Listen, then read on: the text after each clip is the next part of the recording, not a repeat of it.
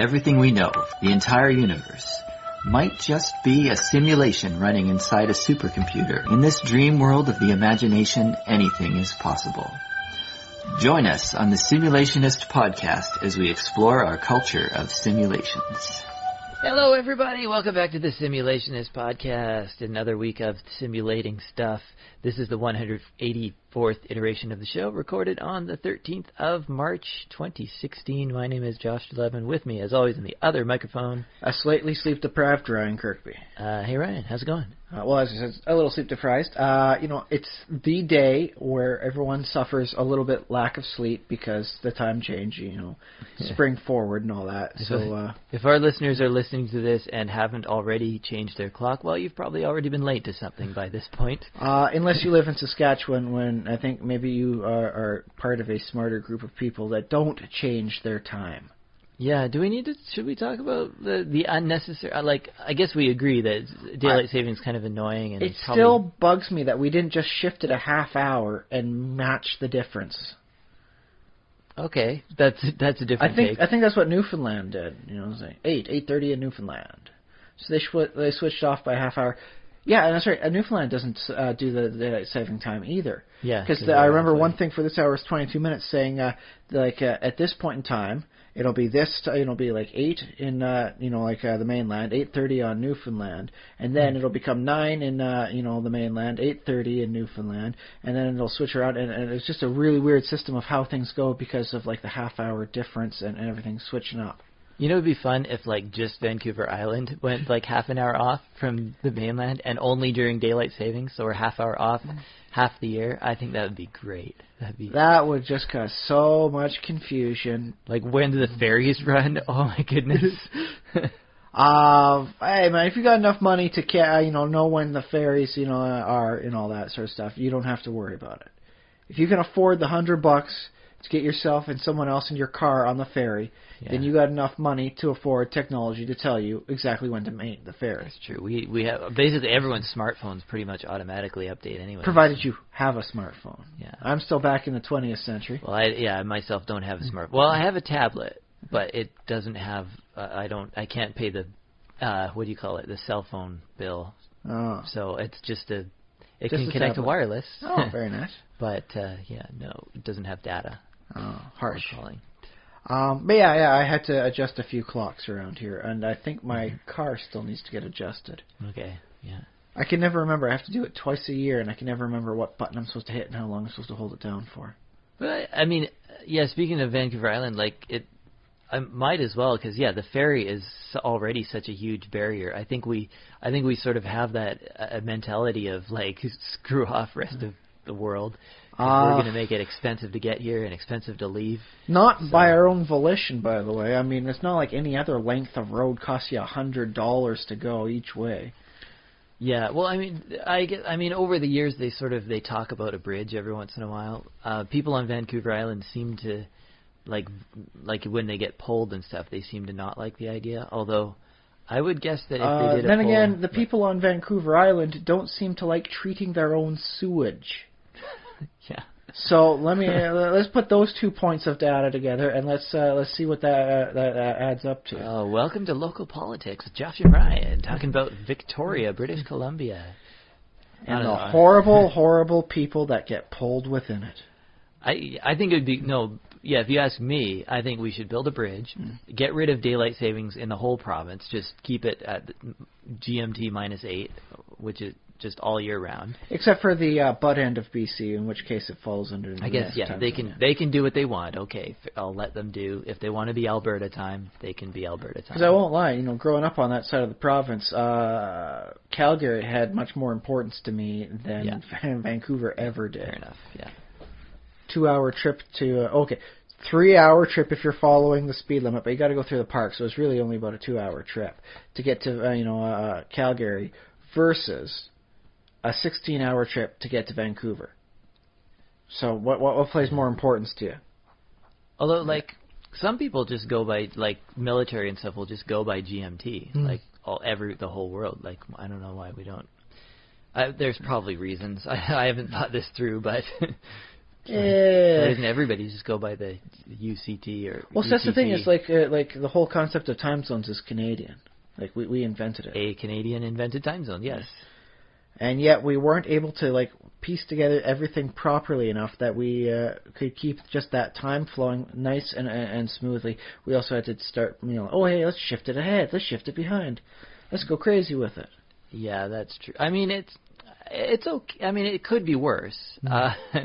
Like global time zones. I mean, it's an entire planet. Can you like coordinating an entire planet and sort of delineating, like drawing lines to decide which country is going to stick with?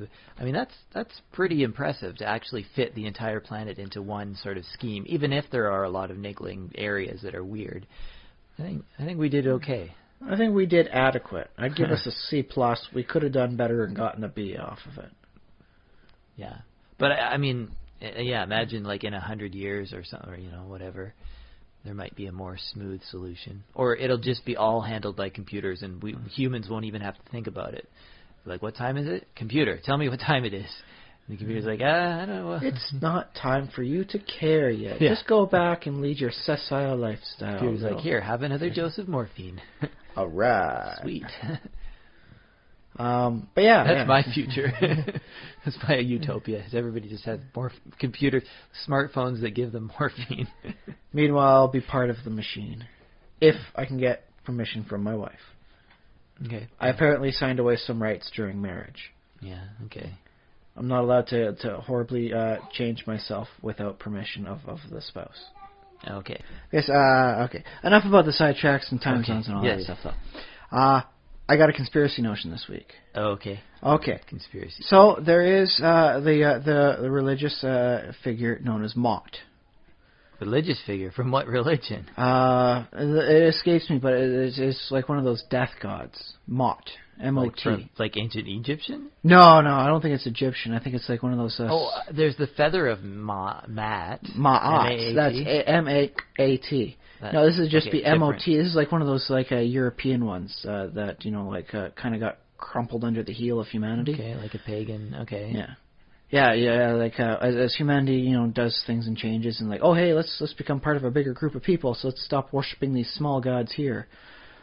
People like kind of left Mott behind, and I suppose Christianity kind of like took over everywhere. Yeah, okay. But okay, so you got the god of death, Mott. Now let's add another T to that, and let's force you to drink some crazy like clam blood juice of theirs.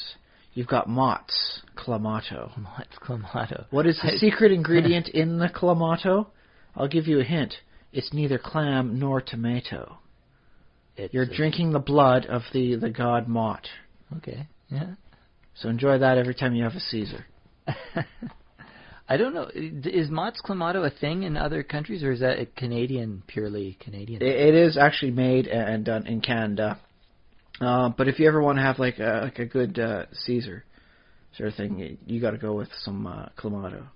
Mm-hmm. Yeah, boy, does that sound crazy to the people who've never had that? It's a juice, like served in like a can, the same way you get your pop, except that it's a mixture of clam juice and tomato.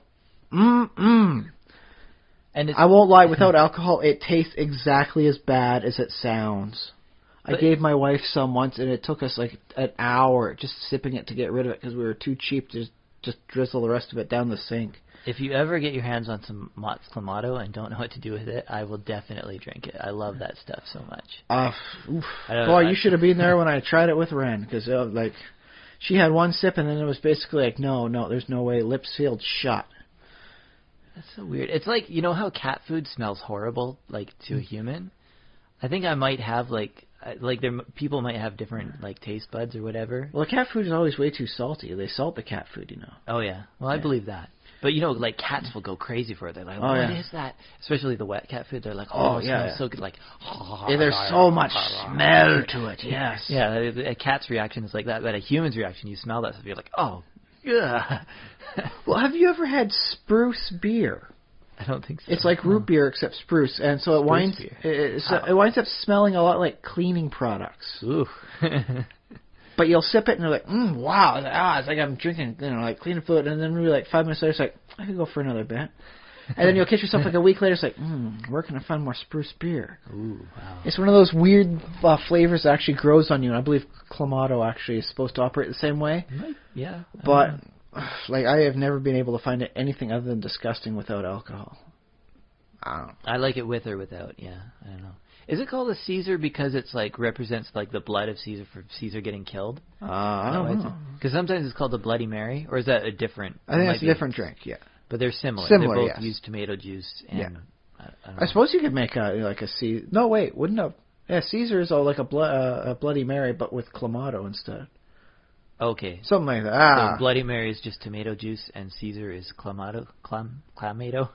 Clamato. They actually decided to solidify a pronunciation guide on it. It's Clamato. Yeah. So tomato, you can tomato. You're allowed to say Clamato, that, Clamato. but there is no Clamato. Well, I don't know. If you want to try infringing on somebody's, intellectual property rights, go for it. See if you can sell the Clamato. This episode of The Simulationist is brought to you by Mott's Clamato, the most delicious drink in the universe. Or alternatively, buy one and challenge your friends to drink it. Make it a truth or dare. Just put lots of alcohol in it, and they're good to A little go. bit of salt too, Extra salt. Oh, well, that's the thing. That's what you do with the things. You get the glass rim wet. Oh yeah, rim the glass with salt. Yes, Yeah. As like seasoning salt or something. Well, you can do seasoning salt. You can do coarse salt. It depends on what your various style of Caesar goes. And for some reason, a celery stick. I don't know why that either. But well, one, you got to do something with celery sticks. Yeah. There's not a lot you can do. Like ants on a log. But who does that at a party, right? That's for stuff for like a wholesome afternoon activity. And you're in the evening, you got yourself some celery sticks. You put that in the Caesar. And two, if you leave it in long enough and you've cut the celery stick fresh, you can actually see as the Clamato it goes up the celery. Ooh, the red dye. Yeah, That's kind of fun. Well, that's actually not a red dye. It's just should be the clam and tomato juice. Yeah. Okay. I don't know. It's probably more tomato than clam, I'm imagining. But yeah, you can actually see as it goes on up. So you can tell whether or not your Clamato is, too old by how much the celery sticks absorbed up. I like the thought that half of our audience is salivating because I feel like I just want it, and the other half is just holding back, vomiting because it's so they hate it. So I'm going to subdivide that. 25% are salivating, 25% are just disgusted at it, and a full 50% are thinking where you've just made this up as some sort of crazy prank. Which I do believe most Americans think when we start trying to explain Clamato juice. Yeah. You take the wonderful flavor of clam juice and you add it to tomato, and you stir it all up together, and it's amazing. You're putting me up on this, aren't you? But I like the thought that some ancient secret society devoted to the god Mott, somehow managed to hide through the centuries and preserving an ancient recipe for a tomato clam blood cocktail. If wine can be the blood of Christ, then clam and tomato can be the blood of Mott. Sure, yeah. So there you go. And if he is like a god, then that makes him at least worthy of the title Caesar. Yeah. Dang straight, man. But yeah, that's your conspiracy notion and I guess Canadian factoid history for today. Someone in Canada's history decided clam and tomato were the flavors that just had to go together.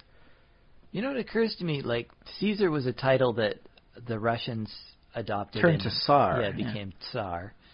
I wonder if there... I think I read on Wikipedia somewhere that there is technically still... Well, several European countries have, claimants who claim to be descendants of... because they don't have a Tsar anymore, obviously, because they became a communist country and then they became, some kind of modern... republic with a constitutional elected government. Yeah, theoretically, Russia's now a democracy, right? Yeah. Yeah, I won't get poisoned by polonium and just agree with you on that one, Josh. Yeah, sort of in name, it's a democracy. Yeah. But there are still, I believe, people kicking around in the world. In different countries who are claiming to be we're technically the descendants of the Tsars. They didn't get all of us when they purged the country or whatever. So there's somebody somewhere who still claims the title of Caesar in the world. Well, here's the thing: is you can do that, but it doesn't matter. Yeah. Because my philosophy is, it doesn't matter who you're descended from. That doesn't make you any inherently superior to do anything than anyone else. Yeah, okay. But, well, I agree with you. The nobles, like the royals for like the British family, they are, like trained at very young age how to handle like stuff like stresses like press, publicity, as well as proper dignitary functions. And in which case, they are better at doing that role because they have been trained for it. Yeah, let's take Justin Trudeau for example. He was sort of like, because his father was in Canadian politics, he was like sort of bred into it, and there's a continuous line of like his father was like in this public sphere and world. And then, so he's got that first-hand view as the young boy, now the young man. Yeah, and he had guidance to be like, okay, no, now do these sort of professions and act this way in the community. I don't know if they were like, oh, now someday, son, you will be prime minister too. I doubt they actually. I don't think they were grooming him for that sort of thing, no. But the idea is like, oh no, these are the circles that you should be in to be successful, and like do this charity work and take this job, and I have this connection in politics. I think if that was true, he would have had a bit more of an illustrious career. But then again, it seems as though the Bushes tried something similar. And for them, it was a concept of like, hey, maybe you should try, leading a baseball team before you lead America. Yeah, well, a bunch of like George and Jeb were both governors. Mm-hmm. Was George Sr. a governor at some point? I don't know. He was a vice president. He worked his way through the, was it CIA? Oh, yeah, okay. So he governed, but kind of in the shadows. Yeah. I don't know how... Yeah, I guess that whole world is pretty complicated of like influence and, the right people. And in some ways it's a bit random. But as the thing is, like, one, like, if it was important as to who you were descended from, the ratio would be so diluted as to not really matter at all. Well, that too, yeah. There's no genetic, yeah. It's like, I'm a Kirkby. If being a Kirkby was something that was important, my daughter would only be half Kirkby, but my dad would be 200% Kirkby in order to make this ratio somehow viable. Mm-hmm. So yeah, just because you're descended from doesn't actually make a whole lot of importance or matter. So like, hooray! Yeah, well, No, that does work both ways, because there is like the descendants of Hitler living in America.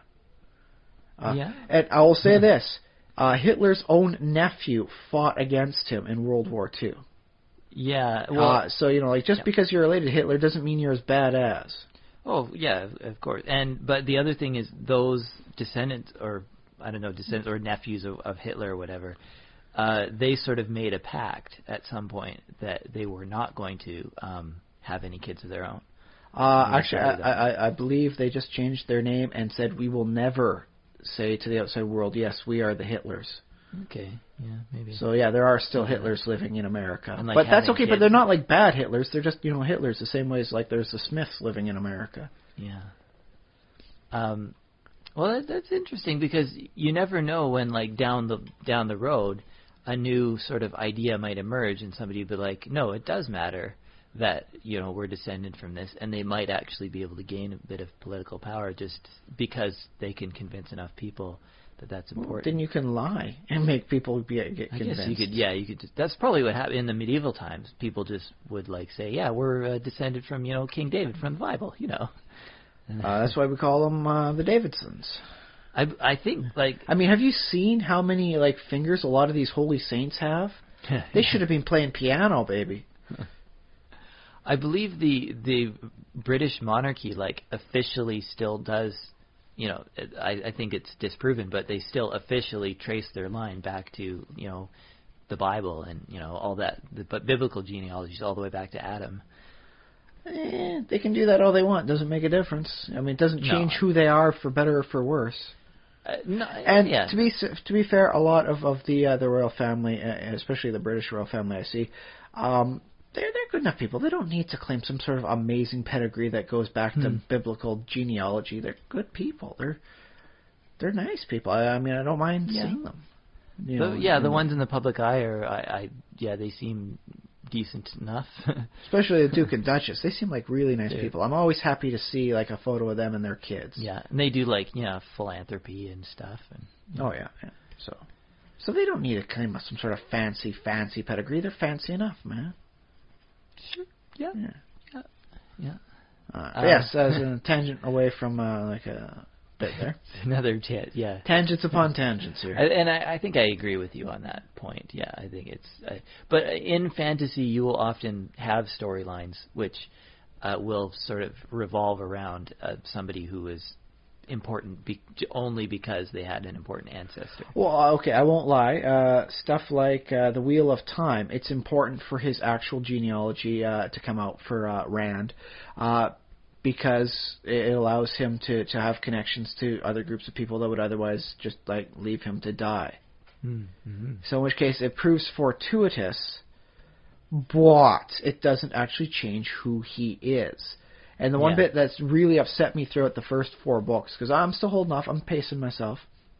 But yeah, the thing that gets me about the first 4 books is his like, oh no, the person who raised me my entire like conscious life isn't my biological father. It must mean nothing at all. Oh, woe and lamentations. It's like, no, he's still your dad. He might not have been your biological father, but he's your dad. And yes, your mom was your mom. She wasn't your biological mother, but she was your mom, and she loved you. And don't say any of this. Yeah. Well, this is interesting if we can continue on this tangent for a little while longer. Because sometimes you do have to make sort of arbitrary connections because the world is too big to just connect to everybody, right? There's too many people in the world to say everybody's my brother. Everybody. I mean, in a way, yes, you can. You can do a philosophical thing, like, my brother, how are you doing today? Yeah, but then there are some people you have to sort of focus on and say, no, I'm going to make an effort to make this connection more real. And the only thing to distinguish between why I would pick this person versus that person is that yes, we have a genealogy in common, or because people do, sister cities. People do that. Oh, so yeah, you just pick a random city on their side of the world, and now these cities are somehow like connected. I hate to sound like a divisionist. I prefer rival cities. Rival cities, like Vancouver versus Victoria. Yeah. Okay. Like we're to some degree rivals, but maybe a more pronounced one being Edmonton versus Calgary. Yeah. Okay. A little competition going on. That's healthy competition. Yeah. Sure. Yeah. Hopefully healthy. Sometimes during sport, we'll all get messed up on hockey and get angry at each other. But I like the friendly rivalry, the jibing. Push to oh yeah, you can do better than that, and look at what we're doing over here. Mm-hmm. So that way, the rising tide floats all boats, sort of thing, as opposed to look at how good our sister city is doing because we have randomly, effectively chosen them. And it's just that does nothing. Most people don't even know what their sister cities are. Yeah, well, Victoria has, I think, 3 or 4, actually, in different countries. Like, one in Japan, one in... I can't remember where the other ones are, but we have... Yeah, I'll look them up. Well, everyone goes for the illustrious sister cities. No one goes for the, Flint, Michigan, as is their sister city. I'm sure Flint, Michigan has sister cities. I'm sure they have that, but no one's seeking them out. I'm pretty sure Flint, Michigan went for them. We'll have to look it up. There's that one, a place where they've got the coal fire going on. The town's basically 6 people that refuse to leave. No one's coming by there. It's like, hey, you want to be sister cities with us? That town, yeah, maybe. Although you must admit, in a spiritual perspective, Detroit might not be a bad, spiritual sister city to them. Detroit's kind of burning slowly on its own and withering, so I could see them having a connection that way. Sister through adversity. Well, yeah, and I mean, why choose a sister city you're never going to find a perfect sister. I mean, it's even, the greatest cities in the world, I guess, I don't know, like New York, London, Berlin, LA, have a lot of problems. Yeah. Just try driving in traffic in LA. Yeah. They are still making jokes about how many bullets you have to get to the mile. Forget your gas mileage, and you got to get your gun mileage going on there. So, yeah. But I'm bumped. So I I think there's something. I mean, it is arbitrary, but there's also something to following that interesting imaginary line between two, cultures or it two always people. smacks of reincarnation, and the issues I have with that. Yeah. Is everyone wants a glorious sister city to connect themselves to, and everyone wants to have been descended from the Caesar. It's like, oh yes, in my previous life, I was the great and powerful Julius Caesar. It's like, no. At most, only one person in existence at any given time would be the reincarnated soul of Julius Caesar. Well, statistically, it ain't you, buddy. There's 7 billion people out there, not including whatever sort of reservoir of waiting souls for inhabiting a body or is going on. And I don't know how that operates. So there's less than a 1 in 7 billion chance you are Julius Caesar. Unless maybe reincarnation doesn't work that way, and maybe you can reincarnate as multiple people at once. I have never heard a philosophy where that applies. Well, Star Trek, where the transporter divides William Riker into that only worked multiples. for one Riker under a very nasty period of duress, and to replicate it would be morally and ethical. Just an absolute quagmire. Unethical. A moral and ethical quagmire to even attempt such a thing again. I'll leave it for Section 31. And even they probably wouldn't do it. But, there are theories that the transporter basically works by, it creates a copy, but then they have to kill the original. Yes, there's a lot of arguments on that one, yeah. And then they basically vaporize one version of you. The old one. Yeah. I think the technobabble on that one is there's a workaround for it, but it even as technobabble goes, it doesn't make a lot of sense. Well, I mean, I guess one way is that in order to actually understand the position of all your molecules, they have to get rid of all of your other take you apart one at a time. So yeah, in that sense, they would have to destroy you in order to copy you and put you in the other place. See, this is why I love Gene Roddenberry and all his work and his history. The things he did, he saved people during a plane crash when he was a pilot there, right? Mm-hmm. I love him for all the stuff he did. He was a great, noble person, noble in all the best senses of it. But here's the thing. I wouldn't say he's 100% perfect or noble. No, okay, but as people go, he's noble in spirit. He saved people and he did his best to make sure that they didn't panic during something the plane's crashing. He held a lady's hand as they went down, sort of thing, to help calm her down. Yeah, he's an imperfect hero. But that is noble, though, to do that sort of thing and focus on trying to help the one person out in a horrible panic situation where nobody has any sense of oh God, we're going to get out of this okay. So I consider that noble. Okay, got it. But if there's one thing of his I would like to go back and convince him to do differently, is get rid of the transporter entirely. You know what you do? Mm-hmm. Is that you just say there's a teleportation field where it just overlaps two areas sort of thing, and you just open up a set of doors to whatever set they're going to be walking on. And it's there. Now you just walk over, and it's instead of getting yourself dismembered piece by piece, you simply just skip the area in between the ship and your landing spot. So kind of Stargate-y? A little Stargate-y, yes. Yeah.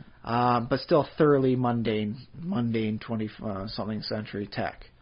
Yeah. Okay. And that way you can avoid the whole problem of what the heck happens to you when you get teleported, and why am I dead or am I new? And what's going on here? Yeah. Well, I find that fun to think about and kind of thrilling in a way. Yes, but that was clearly an unintended consequence. This is just okay, now they go over to here, and then they're doing this on the surface, and then this, and then that.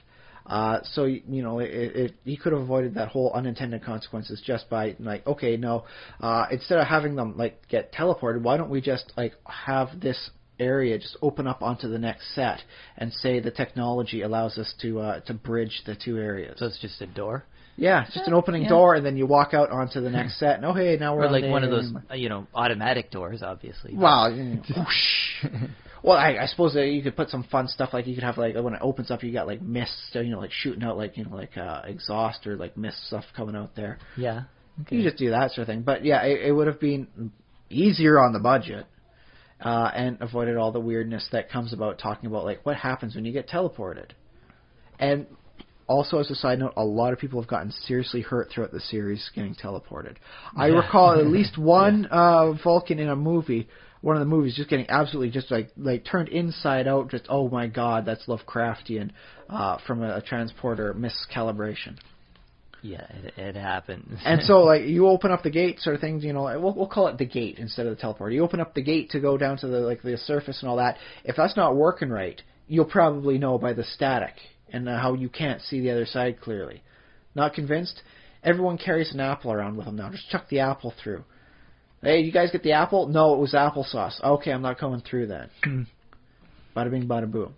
Yeah. Well, I remember, Stargate, they did that. They had that a few times. They threw stuff through to see if it would go, or they put a robot through. I remember that. The one robot with a black hole forming in there, getting a weird, crazy time dilation sort of thing. In which case, thank goodness they sent that one through first. Yeah.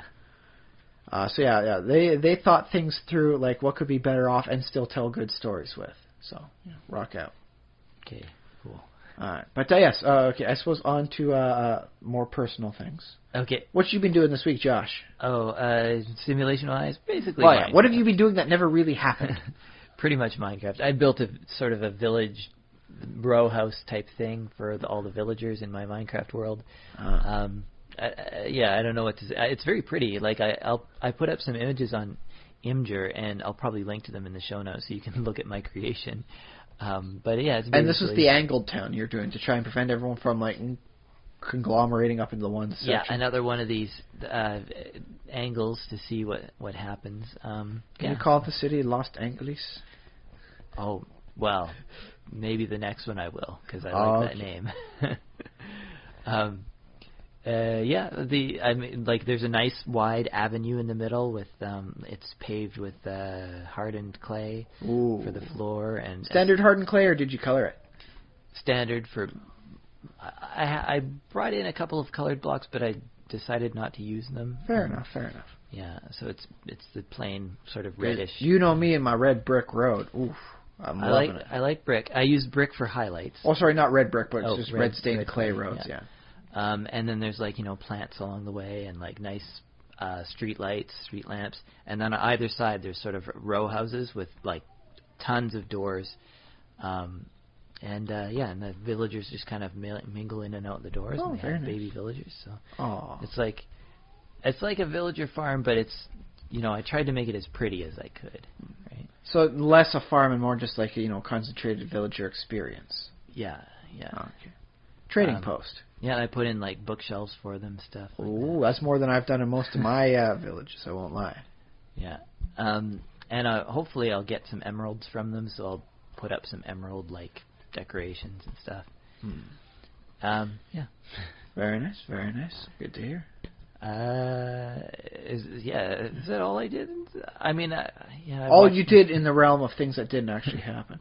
You didn't get a chance to go to the Lantasy, did you? Oh, I didn't go to Lantasy. Yeah, that was on this last weekend. It was this weekend. Yeah. Fingers crossed. I mean, a lot of the areas, like I've been told, the mall that's right next to the Perks Recreation lost power earlier on today. Yeah, we had a big storm in Victoria. So I'm really hoping Perks managed to keep the power so that Lantasy didn't suddenly have a 200-man blackout.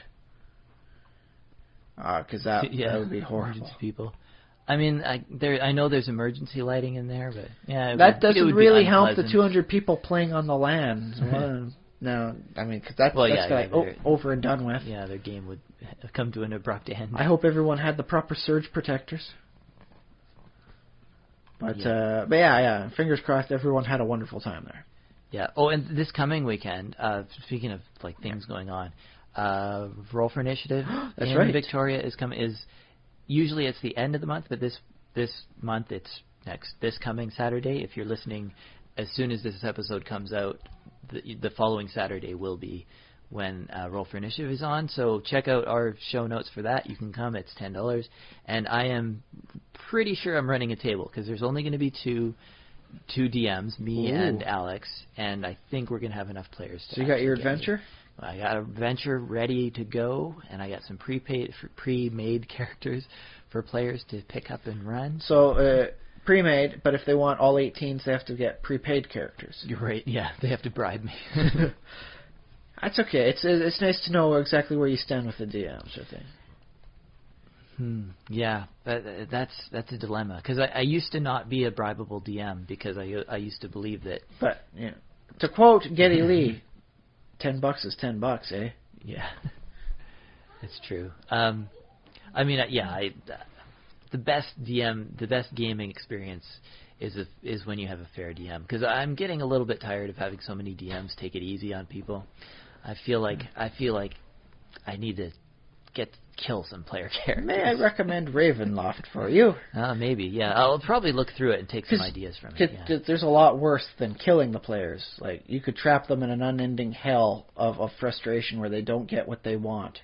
Yeah, like a badly worded wish. Although, the other thing, like, it is only going to be a pretty short setting, so we'll probably have 4 or 5 encounters maximum, so I don't know how... And I don't know if I'm going to be able to continue after this. Like, we may have other tables take, That's okay, that's okay. Just put that seed in your head, Ravenloft. Yeah. For when you hate your players just that much. But I'm looking forward. It's going to be fun. It's going to, basically a one-shot, but it's, one-shot with an option for sequels. Yeah, hopefully it's good. And, I keep talking about this every once in a while. I bring it up, like, oh, maybe I'll run it this time, but I haven't run it. I think I'm pretty likely to. Yeah, excellent. We'll have it. And I keep handing out. I don't know how many of our listeners are in that group, but I've met a few of them, so they might be listening now to the people I hand out cards to. So shout out to all of them. The promises are more valid than ever. Don't remember everybody's names either, but. To be fair, you got to memorize their names and then their fictional characters' names when you're playing with them, and that's a lot of names, man. It adds up. That's true. Actually, well, 4 other people is 8 names.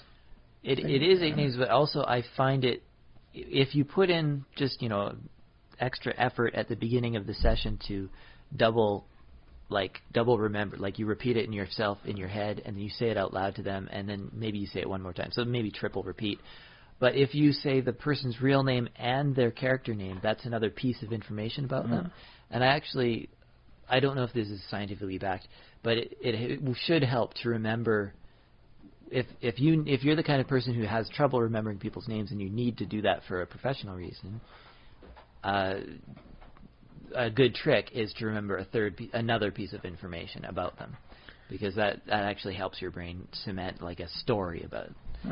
See, this is the simulationist. It's forming bridges in your mind. Making stories, telling narratives about a person. Okay, I can dig that, yeah. Okay, so unfortunately it didn't work for me.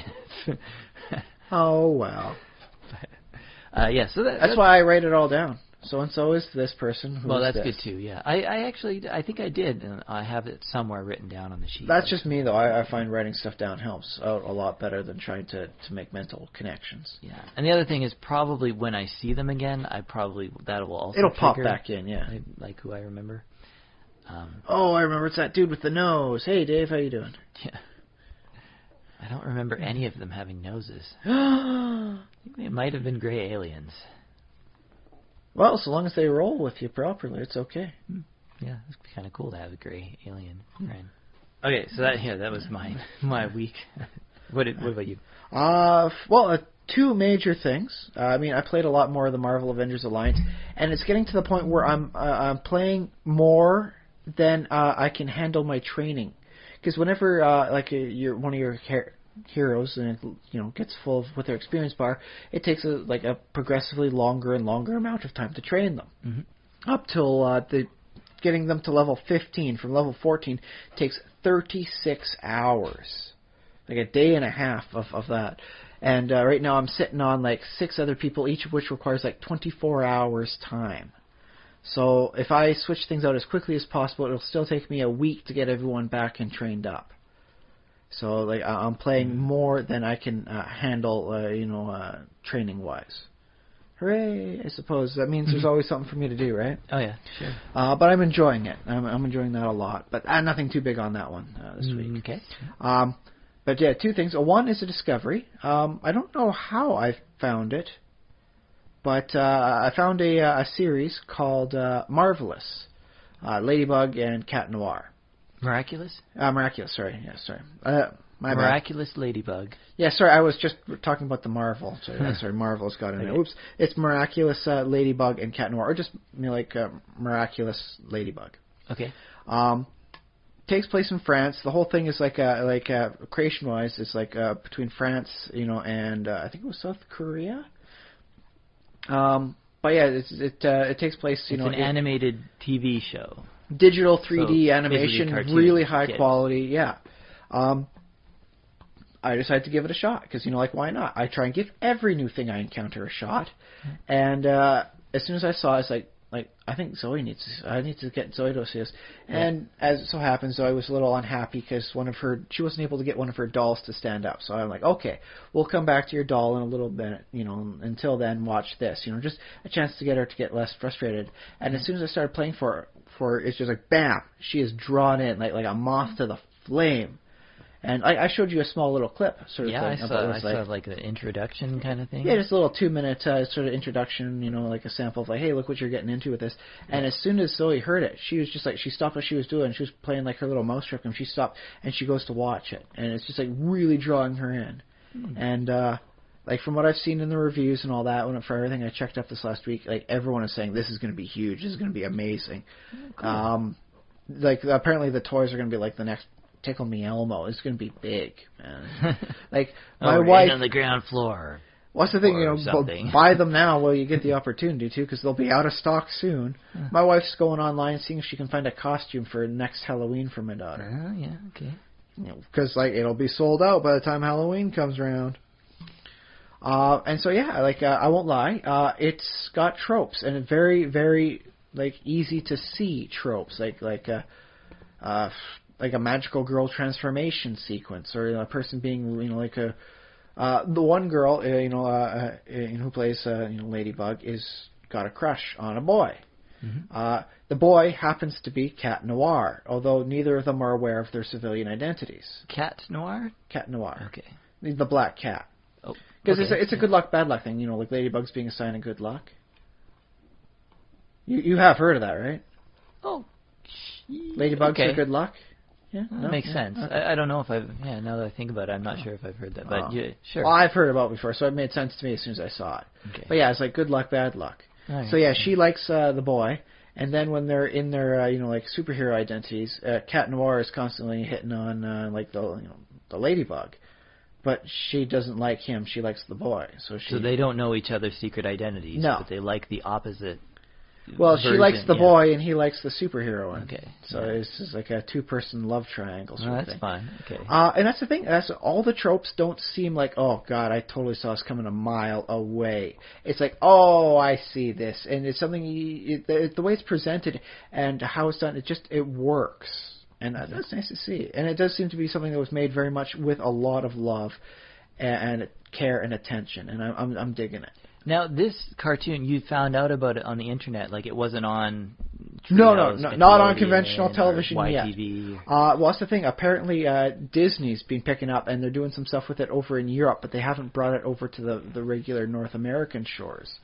So expect to see this on the Disney Channel. So it'll be on Disney. Okay, cool. Especially the way this thing is all the critics are just gushing over this thing. So it's Disney would be pretty stupid not to try bringing this over to North America. Do you think people are gonna? Well, I guess parents aren't necessarily as pirate happy as the rest of the world. But you know how a popular show, if they release I think Game of Thrones, for example, they released in America before they released in Europe, and once they released it in Europe, nobody watched it because all the Europeans had already downloaded it. Yeah. Well, see, that's the thing is there's a lot of different languages this thing's being translated into. It was first broadcast, over in the Asia area, so it was not broadcast in English. Mm-hmm. And since then, I think it's been dubbed over into about a dozen different languages. And this is originally a South Korean company. Well, Toei, TOEI. Those animation guys, they're in on it. But it does have a good French thing. It takes place in Paris, the City of Lights, right? Okay, yeah. By the way, I have no idea how they managed to work this in, but everywhere you can see it, the Eiffel Tower in the background. It is almost like it's a running joke. They've made a half dozen Eiffel Towers, but you can only see one at a time in the background. There must be. I bet you France has a bunch of like other similar or replicas or other alternative I'll say this: Eiffel Towers. if you are doing like a cell phone reception on like relay towers in Paris, and you are not trying to make them look like tiny little Eiffel Towers, you are not having the most out of your job. And I'd imagine like a lot of films, like probably some films are able to actually use the actual Eiffel Tower, but I imagine there are probably plenty of films that are like, well, we couldn't schedule our film on the Eiffel Tower, so we had to build our own. And like, there's probably Eiffel Towers that exist. I have there. a suspicion there's a number of movies that say, yeah, we're in Paris, but you can't see the tower from every shot, and then they just film it somewhere else. Yeah. Somewhere where it's cheaper for them to do so. And they say, yeah, this is happening in Paris, but you're not going to see the Eiffel Tower because you can't see it from every single room, Yeah. And there's one in Las Vegas, obviously. No, yeah. It's not as big, but, there's a nice, quicker elevator up to the top, apparently, and all that. Oh, yeah.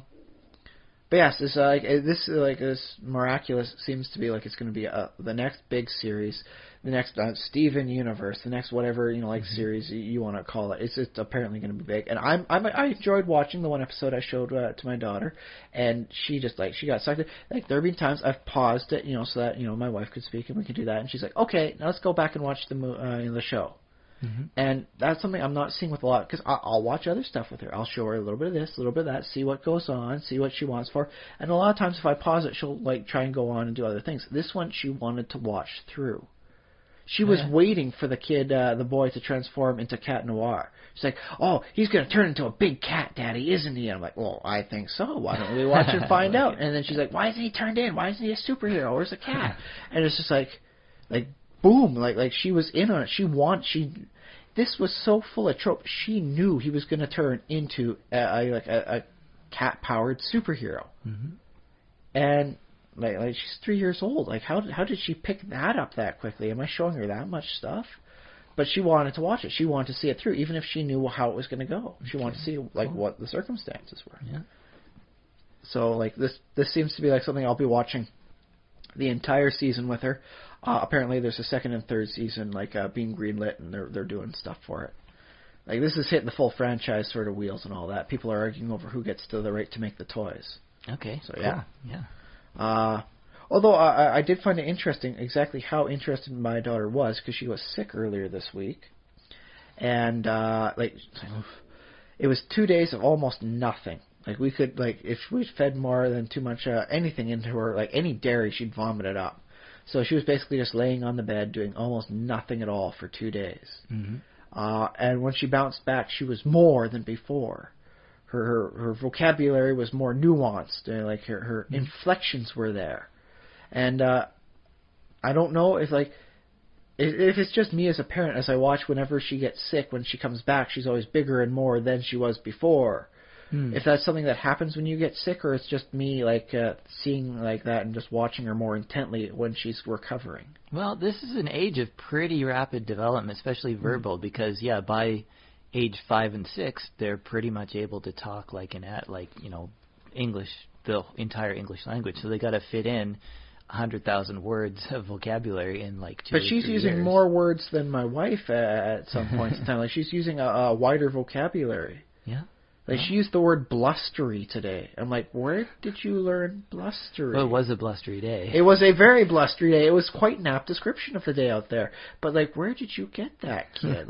How did you pick that up? And well, Winnie the Pooh has a blustery day. Did you ever? I don't know. The only Winnie thing the I think she's ever really seen for Winnie the Pooh is some songs on Heffalumps and The Wonderful Thing About Tiggers. Yeah. Which she does like to watch, but that was not a blustery day when Tigger was bouncing. Yeah.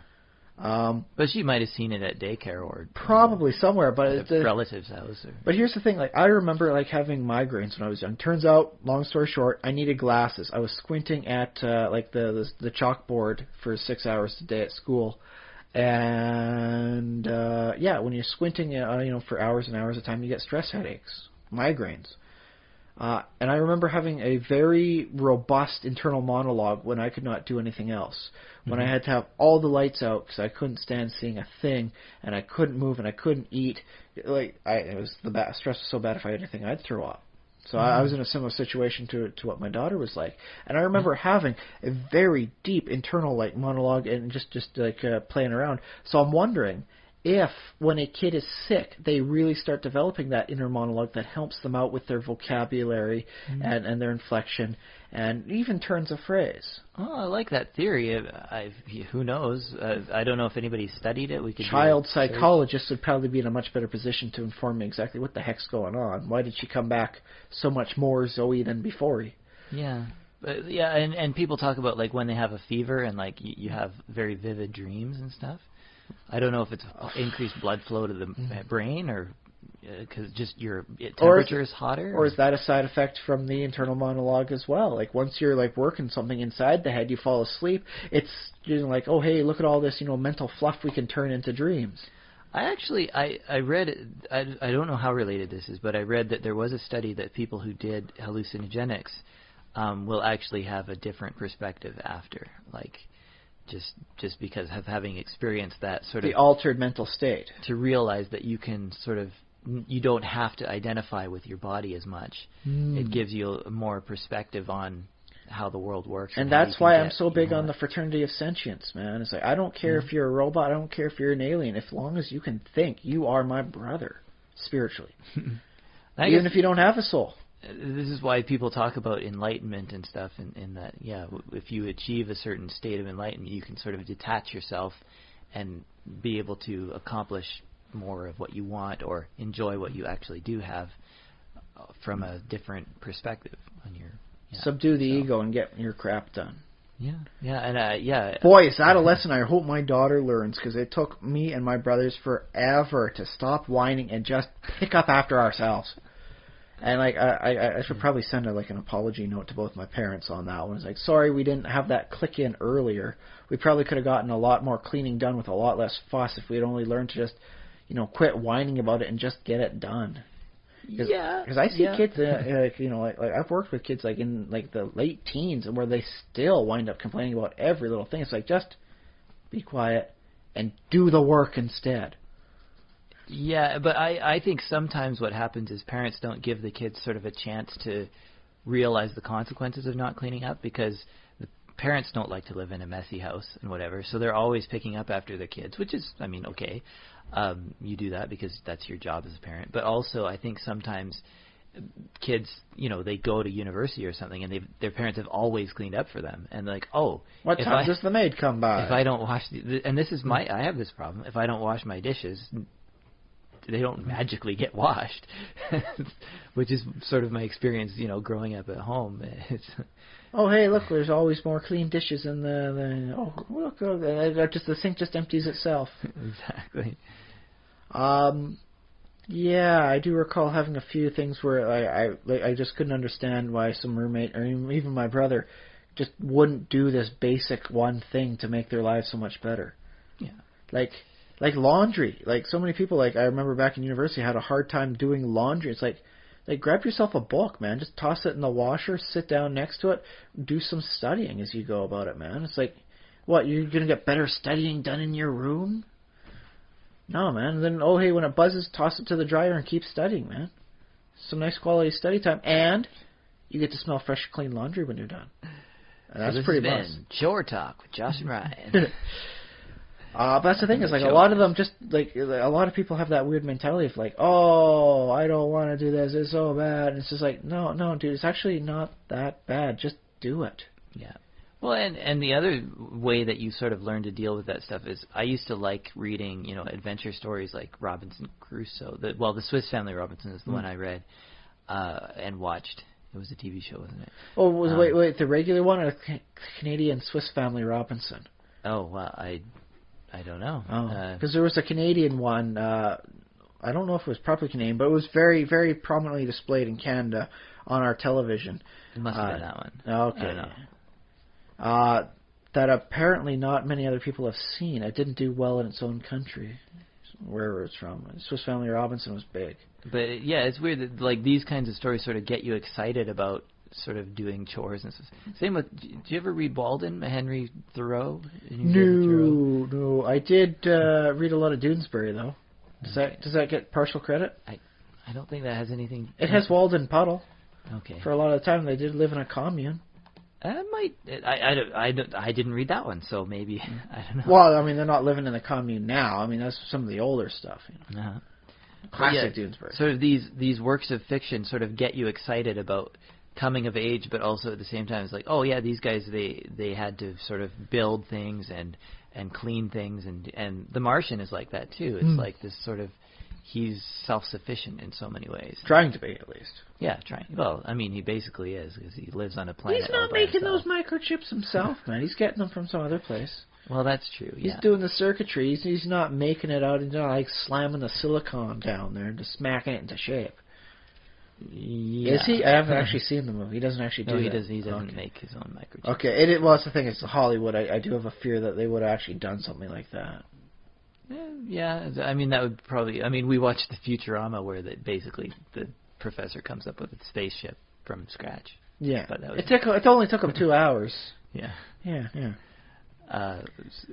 Okay, how did we get here from where we were? Just tangents upon tangents once again. Okay. The other thing I wound up doing this week is watching the Evil Dead remake movie. The one they did back in, what was it, 2013, 2012? Yeah, only a few years ago. Okay. Not a bad movie. It was quite good, but it was nowhere near as good as the originals, I think. And I think I know why. I think it was because they had a better budget, so they could show more of the things happening. Like, oh, person gets shot with, like a nail gun. Thunk, thunk, thunk. We can actually show the nails going in, and we can show them pulling the nails out. Look at this close-up of a person pulling a nail out of their own hand. And it's just like, Sam Raimi didn't have the budget for all that crud back in the day, So, like, if you got shot, it's like, ooh, and then you get pulled out. Yeah, you hold the nail in, and then we say action, and then you pretend to pull it out. Oh, look, and then you got the little blood stain we put on there for you. It's all good. Mm-hmm. In which case, yes, I do always try and ascribe to at least the basic principle of less is more in a horror movie. Oh yeah, sure. This Evil Dead went a little bit more towards the Saw and Hostel series, which I didn't like. Just the concept of, look at the pain for the sake of looking at this pain never appealed to me. It didn't help out at all. Okay. That said, my goodness, some of these people took out an awful lot of physical damage before finally kicking the bucket. Right, some of the characters, yeah. They had a lot, at least a few guys had a lot of hit points there. Mm-hmm. But I also had a harder time, digging the characters, like getting, rooting for them and their survival. Okay. The original movie, I got the 5 people, because they decided to keep with the original 5-person ensemble, rather than the Evil Dead 2 2-person, followed by another 2 people later ensemble. And so, yes, the first movie, do you remember how it begins? I watched it a long time ago. I don't even remember anything. They're all driving in Sam Raimi's car, which, by the way, does like a version of that car makes an appearance as a broken down car at the spot. So I guess that was a nice touch. Mm-hmm. But yes, the 5 of them, they're having fun. Driving up to the cabin out in the middle of the woods, sort of thing. Oh no, they almost, get hit by a logging truck because, they're goofing off and they're not paying attention to the road. But oh my goodness, you almost killed us, and okay, they go back to having fun.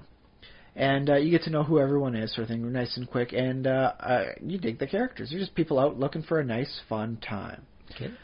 This one here, it's 5 people out in a cabin in the woods trying to help a lady detox. She's trying to get clean. Okay.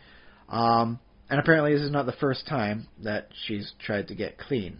She's failed fairly miraculously before, just absolutely 8 hours sort of thing, and that's all she could take before she's back on the dope.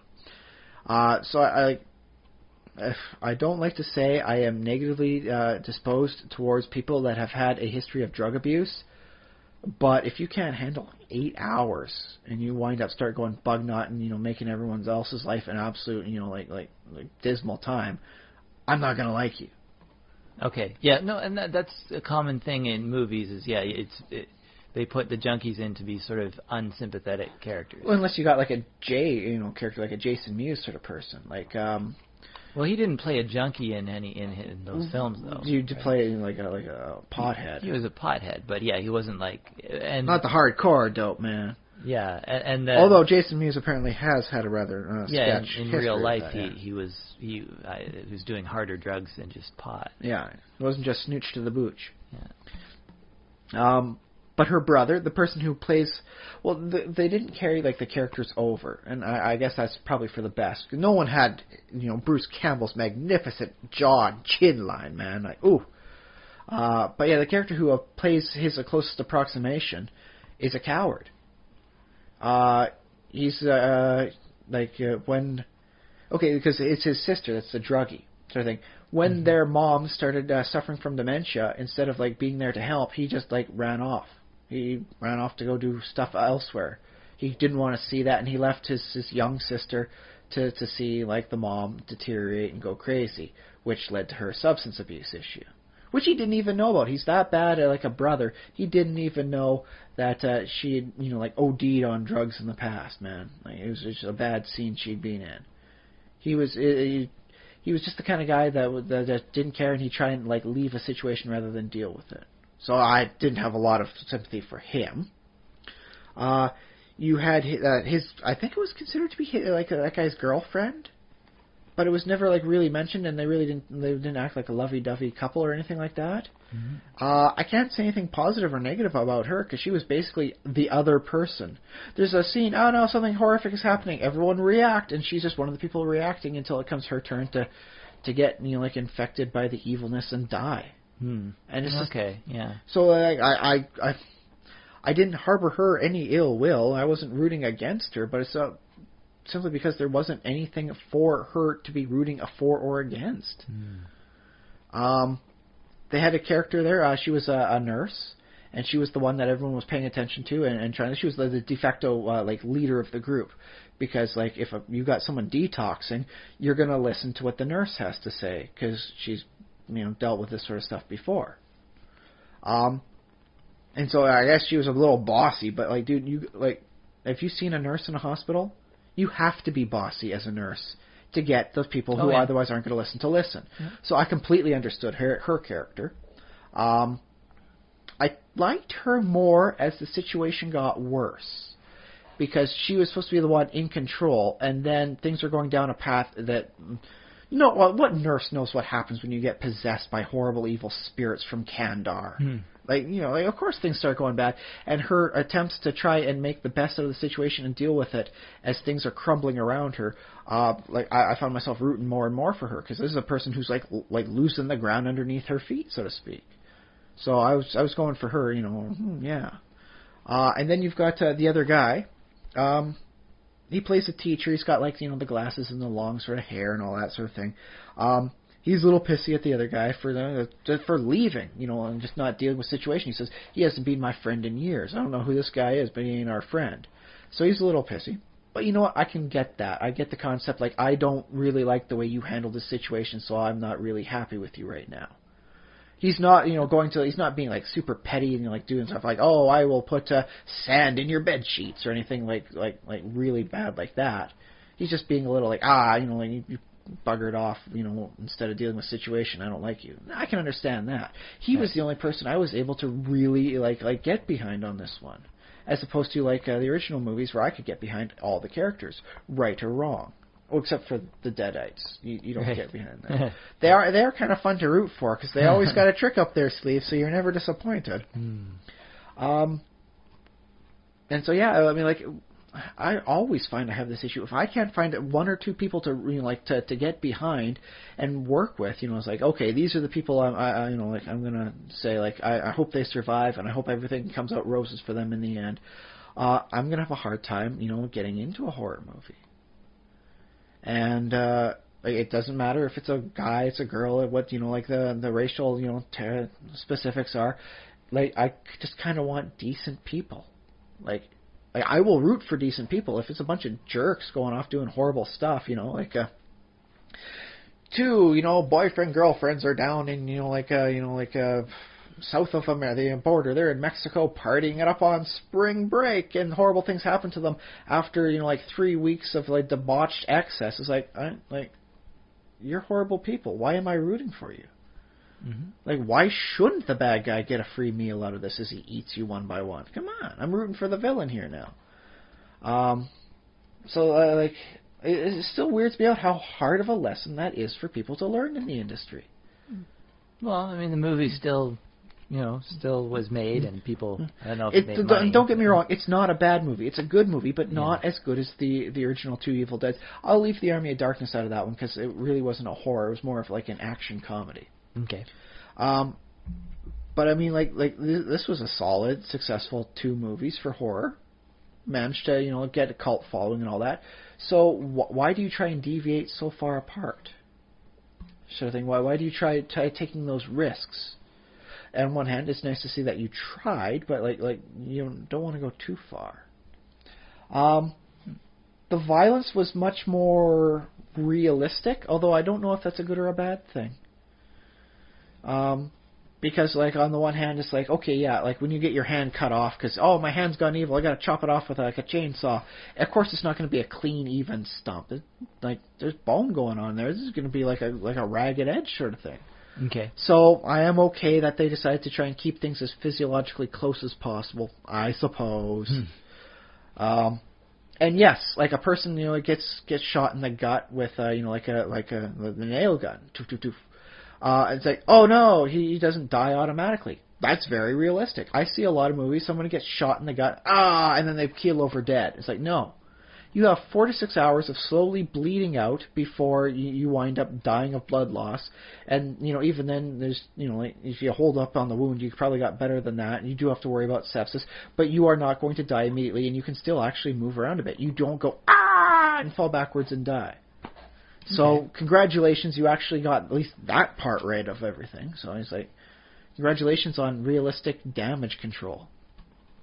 Because, one of the guys gets 3 of them in his leg, and he limps throughout the rest of the time. He limps on that leg, because, he's being hurt. And it's someone remembered they got injured there, rather than I take the stuff out, and now I'm all good. Haha.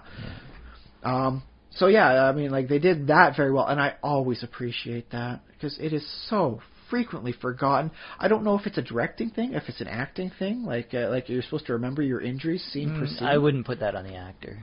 I'd put it at least 10% sometimes on the actor. they shoot Film the scenes out of sequence. order, and sometimes the actor doesn't even know which order where they are. But there should be someone in there, I do recall a number of old movies, they had continuity. There's a person who was devoted just to the continuity of the movie. Where is that person saying, okay, in this scene, you have been wounded in the leg, and you have suffered from a little bit of blood loss, so I would like you to make sure you portray yourself as a little lightheaded and limping. Mm-hmm. Is there not, the union can't spare a person? They try and fill up the union stuff as much as possible, I've been told. Why not have one person just keeping track and continuity there? Okay. Please, sure, come on. There's a job for someone out there. People need jobs. Let's make it happen. I do like, I guess this is a spoiler alert, but not really. I do like that the book doesn't burn. The Librum de Monto and the Book of the Dead and all that. I like that you can't just simply just throw it in the fireplace, let it burn, the end. Haha. Everyone has a happy weekend. She gets detoxed. Everyone does better.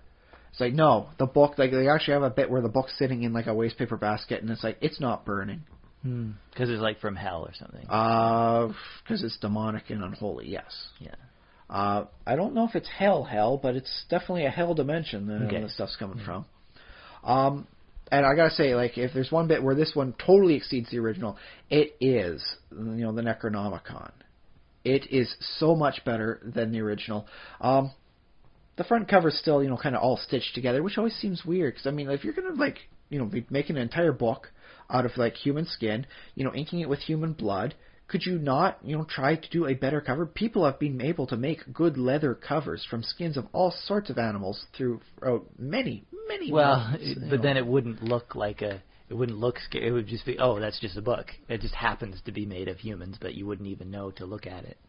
Well, how could you tell that the pages were made out of human skin unless it winds up being told, right? Yeah, exactly. So it still has that ragged look, which is, admittedly, it's for the aesthetics of the original one, but it just seems like everything else, like in the pages inside, wonderful diagrams of horrible things happening to people. which is good because they do have like their own script, sort of like language. I wouldn't mind learning more about that. And so they got like the stuff written in like a cipher, and then you've got someone scrawling over in notes. I think it's supposed to be blood, but it really just looks like crossed over in like red pen over and over again. Stuff, like quick little translation notes. So that way it's like, how did you possibly read these ancient Kandarian ruins? Like, well, someone wrote over top and put in the margins about this stuff. All very, very wonderful done, wonderfully illustrated. If gory, that sort of thing, it definitely gives you the feel of like an ancient, like a Malleus Maleficarum style, like Hexenhammerish, textbook of God. This is horrible things happening in here. But the nice big images to help you understand what's going on, and like, oh hey, the book flips to this page. Oh, this is gonna happen to her. Oh my goodness, you have to do this. And so it explains out quite well without having to have like somebody suddenly learn like mysterious ancient ruins. So like if you thought that like the worst part of the Evil Dead original 2 movies was the Necronomicon, boy does this movie get you right into there. So that's boss. Right. I don't know if I'd recommend everybody go out and buy it, but I think it's definitely a renter. Okay, cool. Or library borrow. Yeah, borrow it from the library, rent it from wherever you can still rent movies from. Very cool. But yeah, like if you wanted, Josh, I'd lend it out to you. Okay. Borrow it from a friend who has a copy. Yeah, that's my recommendation. If you know someone who's got it, borrow it from them. Yeah. All right. Cool. There is some other stuff left over, like in the very first, like they had a pre-scene before like the 5-person thing, like going on, where they had the professor. You remember in the first one, like oh hey look, we found this bit where a person did some recording. And you click and like this guy says his various spiel. I've undone the ruins here, and I've translated the text, and this is what it says. And then he says it, and then because the recording says it, oh no, the monster's free again, right? The horrible evil forces that exist in the woods but never can truly die are once more able to maneuver. It's with him and his family, and it's happening in the same location. And then there's a bunch of like redneck people with him, like inbred yokel style. It's like, oh, don't worry, honey, these are good people. We'll get you fixed up and helped out proper.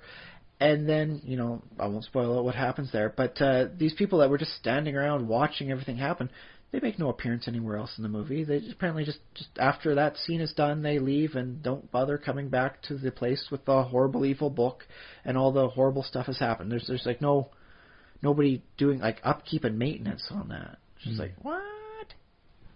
So I think they were trying to make it for like an Evil Dead trilogy for this new thing, and it just didn't pan out as well as they would have hoped for. I don't know. Okay. That said, the evil gets its way sort of thing, and oh no, Act 3, things are bad. It rains blood. And it's like, oh my goodness. And the Evil Dead series has always been rich in shooting off fake blood, man. I mean, do you remember the second one where Ash looks into the hole in the wall to see if he shot his evil disembodied hand? And then just like boof, like someone turns on like a fire hydrant of blood on him. Yeah. So it's just it's raining blood. It really works quite well in this case. It's just not like over the top. It still fits with the theme. But I think that'll take us into the concept for what we have to talk about for a bit of a topic today. Raining blood. Well, the other thing is because it caught me at my eyes. Like you hear about stuff like raining blood and raining frogs and all that, and you get this crazy divine weather. And yet you don't see it being a thing as much as it like biblically, historically has been. Biblically, yeah.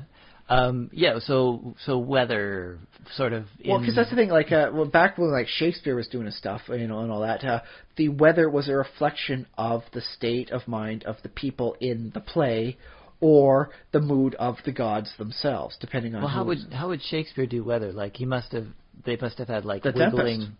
Yeah. In the Tempest. If you're putting on that as a play and you only have Elizabethan technology, do you like wobble metal saws or something? I'm not sure what they would be bang on. You'd probably be banging on like drums and stuff like that and all that. They had their tricks. Yeah. They didn't necessarily need to pepper the stage with actual rain and all that sort of thing, but you'd have the people, oh, it's windy, oh my goodness, and it's kind of like how a mime would tell you it's a rainy day. Okay, yeah. And they'd be doing that while they're doing their various dialogues. But yeah, sort of in that dramatic sense, yeah, weather is used as a device to represent either the gods' attitudes or the characters' attitudes. You know, so. Well, because that's the thing, is like done right, there should be no difference from a bad storm versus zombies. Because the original premise for like the zombie movie was, here's a bunch of people with who are strangers to each other with different personalities stuck in an enclosed space. Yeah. And as the thing goes on, it's like, oh no, we can't go up here, we got to seal this area off. The area that they're in gets smaller and more confined as the tensions rise up. It's kind of like a pressure cooker, right? You know what would be a fun movie? Is if it rained tiny zombies. Ooh. And that was the entire, like, you don't get, well, maybe you get some other exposition, but that's the plague. It's Tiny a zombie zombies. plague, but it's not like humans biting each other. It's just they fall out Now, of the how tiny? sky. Are we talking like midget small? Or are we talking about like a 1 inch high, sort of like gremlins? I'm thinking foot tall. Oh. Okay, so instead of zombies, could it be some sort of weird, crazy, gray goo turned weather phenomenon? Well, It's raining effectively disassembling nanobots. Well, Or again, maybe no. not nanobots. We'll call them inch bots. Where it's like, oh no, the gray goo is coming out, and then it's like, we got to protect ourselves. Otherwise it will dissolve us down into like components so that it can make more of itself. Which is kind of what a zombie is. I mean, that's okay, but no, I want the visual of like a little human-looking creature. Because if it becomes robots, then it's a different kind of threat. Yeah, but I'm saying it has to rain. It's effectively the same thing. I wanted it to rain full-size zombies, but I figured like they would get destroyed by the terminal velocity. Zombies can take a surprising amount of damage, provided you're not hitting them with something like a chainsaw or a shotgun. Okay, well maybe make it, because what I want is it to be a zombie movie. You know who's even tougher than a zombie? The Deadites. Yeah. So Evil Dead, Dead Storm by Dawn. Yeah, so it has so it rains full size. Okay, make them full size zombies, and then they splat and they sort of lie there for a few seconds, and then they sort of start to move, and like a hand twitches, and then they pull themselves up, and then they go after whoever. Does it necessarily need to be a zombie rain, or could we do some sort of zombie apocalypse scenario whereby an infected person who, I'm just a little sick, gets onto a plane, winds up causing entire zombie apotheosis there, and then oh no, it's like 2 people left as they're trying to fight off the zombies on the airplane, and they open up the escape hatch, and everything gets sucked out, and all of a sudden there's zombies falling from the sky? Because we could make it like a scene of a larger regular zombie movie. That would be like one scene in and zombie movies, I'm trying to. Don't get me wrong, because that would make for a nice, intensifier for the third act. It's like, okay, I think we'll be okay. There's not too many zombies here. And then you got the plane crash going down. You get the entire scene going, and then all of a sudden, bam! It is literally raining zombies down upon them, and it's just like, oh man. Well, yeah, but I mean, for one thing, that would be very the odds would be, because when a plane crashing and stuff, what are the odds it's going to land specifically on your protagonist? I mean, yeah, you can. Well, that's the thing. It's the plane will actually crash somewhere off in the distance. It's just that when they opened up the hatch and the decompression sucked everyone out, sort of thing. They all wind up landing close by, we'll say, the deserted farmhouse that just happens to house all the various people. Yeah. You really want the full zombie rain? I can't convince you about the rain and zombies versus from the plane. Okay. It's rain and zombies. Hallelujah, it's raining zombies. If it's raining zombies, most people aren't saying hallelujah. Well, they're saying whatever they have to say. There's a lot of words you're saying. Most of them have only 4 letters in them. I'll keep it at that. Yeah, this is unnegotiable. My zombie movie, that is the source of the zombies throughout the... So they'd be like alien zombies then? They're coming from space? Some sort of Yeah, well, something like that. Maybe the aliens kidnapped some people in the 50s and then bred them up into zombies, and then... either accidentally or on purpose, bred up 1 million of them or a billion of them and just started raining them down on. So that's how the aliens get rid of humanity is through like alien like a bombardment of zombies across the earth. Yeah, I wasn't gonna go into the actual details because I think that the movie can just focus on this horrible catastrophe of the fact. That people are gonna be asking, why are there zombies raining down though? You got to come up with an answer. I guess. I mean, that's my answer for now. But yeah. Okay. Yeah. Which is like almost ironic because usually it's the dead coming up from the earth rather than falling down onto it. Yeah, that's why I like it. Yeah, it's like zombies from space. But yes, there's the standard zombie movie where like, oh no, you slowly get less and less room can easily be done as like a flood. Where it rains and eventually, like you can't be in the basement, it's flooded. You can't be in the first level, it's flooded. And everyone's like stuck up in the attic. Like we gotta have to bust a way out onto the roof, otherwise we might not even have like an attic to be in. Yeah. And so it's the same thing. A bunch of separate personalities in a high stress situation.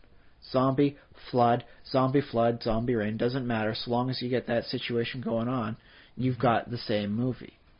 Because it's never really about the zombies. It's about the people that are experiencing this thing.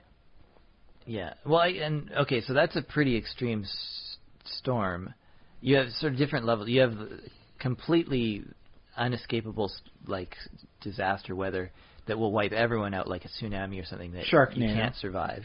Then there's this very in the middle. There's a very extreme, like, it's a flood, but maybe you can get out or something like that. And then there's sort of just a bad storm, like as a challenge. There's wind warning in effect. Or you're in a D&D battle against some orcs, and it just happens to be there's 50-kilometer winds in the middle, so giving you -2s and.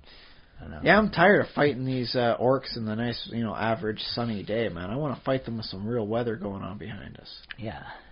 Let's make this memorable. Yeah, and if you're high enough level, like in D&D, for example, like you might be a druid and you might have a spell. Control the weather. Be like, yeah, we'll just use the weather against them. Which I gotta say has always been an issue with me, because I mean, especially in D&D of all places, you'd expect the weather would be a little bit more divinely mandated, but even Gygax had like tables for what the weather was going to be like tomorrow. And it's like, okay, that's not bad for, I guess, a mundane day. But if the gods are angry, you're not going to be rolling your percentile, thing to find out what the weather's like tomorrow. It's not going to be good weather. Yeah. Yeah, it's going to be like a cloudy with a chance of meteor impact. So, it always got me that, like, how little regard, like the weather and its divine, machinations were in such a setting. Yeah, because there was a decent number of gods based on like the seasons and the weathers and the winds and all that stuff, and it's just like, no, I don't control the weather. It's like a random chance unless somebody's casting a spell. I feel like the reason we have sort of an equilibrium or sort of a world that turns and day and night cycles and sometimes it's rainy, sometimes is because the gods have this sort of uneasy truce, or like there's sort of like, well, I'm going to do a little extra rain today, see what you think of that, and like, pushing back and forth a little bit. So most of the time, the player characters aren't doing things. But shouldn't that be like put under the purview of some sort of like at least minor neutral god to say like, hey, it rains on the just and unjust alike. There's my philosophy. Yeah. Which, by the way, is always a nice little saying to say, right? But like, maybe the reason we have storms is because every once in a while he's like takes a break and he's like, okay, fine, like you storm guy, you have a little more extra leeway this time and do what you want to do. I don't know. It just seemed like pointlessly chaotic for D&D, especially given the fact that it has deep mythological roots from a lot of different pantheons and religions. Yeah. Well, I wouldn't. The thing is, like, depending on the level of the players, they don't have to find out why the gods or why it's rainy today or not, or. But like, I could reach right here for the DM's guide for the 2nd edition and pull out to show you that there's a 1% chance, 3 out of 4 seasons of the year, that there will be a tornado or hurricane, and that's just like here's the weird thing: if you're in a world that's got, we'll say, 400 days long, so that way each season could be 100 days as opposed to roughly 90 like what we have. Okay. It'll help my math out. All right, good. And you can assume that even without any anger of the gods, you will expect about 3 hurricanes a year in every territory. Yeah, okay. That's pretty nuts. My God. Oh, and by the way, like during the winter season, there'll be like an absolutely nasty like blizzard coming down. Yeah. So there'll be at least one blizzard a year, which I'm actually kind of okay with, because I mean, like I remember growing up, there'd be at least 1 week every winter where it's like 35 below zero. That's just how things were back home. You get that one. That was your 100 on the roll. There, it's the 35 below. Bang. Yeah. But we never had 3 hurricanes a year. Right. That's regionally dependent. There are some. Well, I mean, in sort of if you count the entire Atlantic Ocean, you have multiple hurricanes each year. But yeah, they won't strike the same area. Like just if you assume like each geographic region has its own separate role, that's a lot of hurricanes. I want to learn more about this weather and why there's so many hurricanes all over the place all the time, man. I think it's just that the chart is unrealistic, and that's fine. But that's the thing, like, this is D&D where the gods literally walk the earth. You think there'd be a little bit more, like, put into the concept of, like, how the weather goes. Well, in practice, in most cases, most GMs will not, like, if like 3 hurricanes come up in the year, the GM is going to be like, either disregard that result or say, okay, well, there's a reason why we're having extra hurricanes this year. I'm rolling with my good percentile dice. Yeah. But I mean, figure this way: something bad happens, like, oh no, like the evil Dark Lord has been resurrected. The sleeper has awoken. There's gonna be horrible weather going on, right? Sure. Yeah. You save the day, you save the world, sort of thing. Oh, hey, look, it's a nice sunny day. Mm-hmm. Like you bring air to Mars, sort of thing. And oh, hey, look at that wonderful blue sky happening there. It's not a stormy sky that's still going on there. The storm clouds rolled through. Like they're moving with the onrushing atmosphere of Mars as it goes around the planet. Like, oh, look at this wonderful blue sky now. Well, actually, now that you mention that, though, like, storms are not necessarily always a bad thing because they bring water. It's like I keep mentioning with the weather here. Like, we have dry summers the last couple of years. If we can get a little water to fill up the reservoirs, I'm not going to be complaining. Yeah, and the only people that sort of storms are an inconvenience to is people with, huge built-up societies and, like, levees and, like, people trying to live below sea level and stuff like that. Well, and mind you, the original Egyptian dynasty went down the drain because of a lack of storms. Yeah. And a lack of dams. Or a lack of rain, Well, if they had gotten more rain, then they could have fed the crops. The people wouldn't have revolted because they were nice and full with their bellies full of wheat. And the whole plain had to flood periodically. Yeah, the whole river delta and all that. But yes, there just wasn't enough water to irrigate the crops. There were some dry times, and the water was just so unevenly distributed around throughout the year. So eventually it's like, you know what, forget this Pharaoh, he's not doing anything for me, down with it all, rah. And then the second dynasty is like, let's start by making some dams so everyone can have enough water to irrigate the crops so everyone can be healthy and well fed. Hey, look at that, they're not trying to kill us. Imagine that. It's still something that is so hard for a lot of places to understand today. It brought down the first dynasty of Egypt, and it's still messing with people's heads. But you'd think in a place where you'd have like a pantheon of gods that are ruled by someone as opposed to just like a chaotic thing like the standard D&D pantheon, something more like we'll go with the Greco-Roman pantheon. You got Zeus going on in the lead there. Okay, I admit they're not maybe the best example for law over chaos. I'll state this before anything else, but we'll assume they're out there to create some sort of law, because I know they did have figures of the weather, like the 4 winds, and they had the seasons, and they actually had the weathers and all that controlled by figures and at least personifications. Mm-hmm. That there'd be something a little bit more of a regular style, like like sunny during the day, raining like a little after sunset. And the weather stays fairly nice and constant most of the year. Yada yada. Mediterranean idyllic. Okay. But it never happens. You never see that sort of thing because it's always seen as unnatural. The only setting I've seen whereby the weather is controlled and set out on purpose is the My Little Pony franchise. Because apparently, like, the Pegasus thing's got to do stuff, right? So you might as well make the clouds, make the weather, and just off it goes. You need it to rain, you got to stomp on the clouds a little bit more. Oh, what's that? You want a sunny day? We're scheduled to have like a sunny day, for the evening. Get rid of all the clouds, move them out of the way. What are you getting at? What do you want from stories? Well, for the concept of the weather, I'd like to see more people thinking of it in a less modern style. That the weather's just random patterns of sort of natural stuff. You want it more that if somebody if Helios is moving the sun through the sky on his chariot, then there should be something more than random patterns of like precipitation and sunny skies.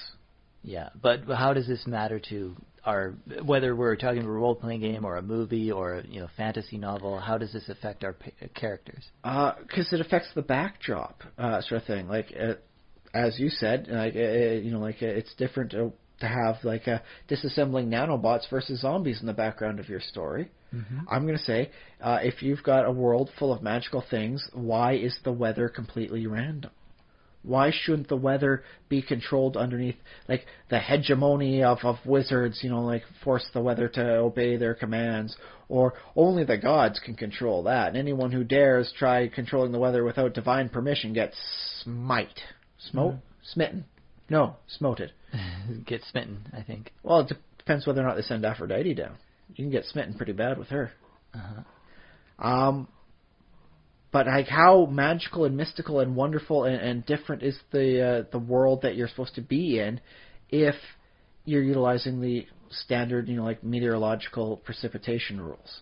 Well, I mean, is that something? If that's something you want, sure. But do you want everything in?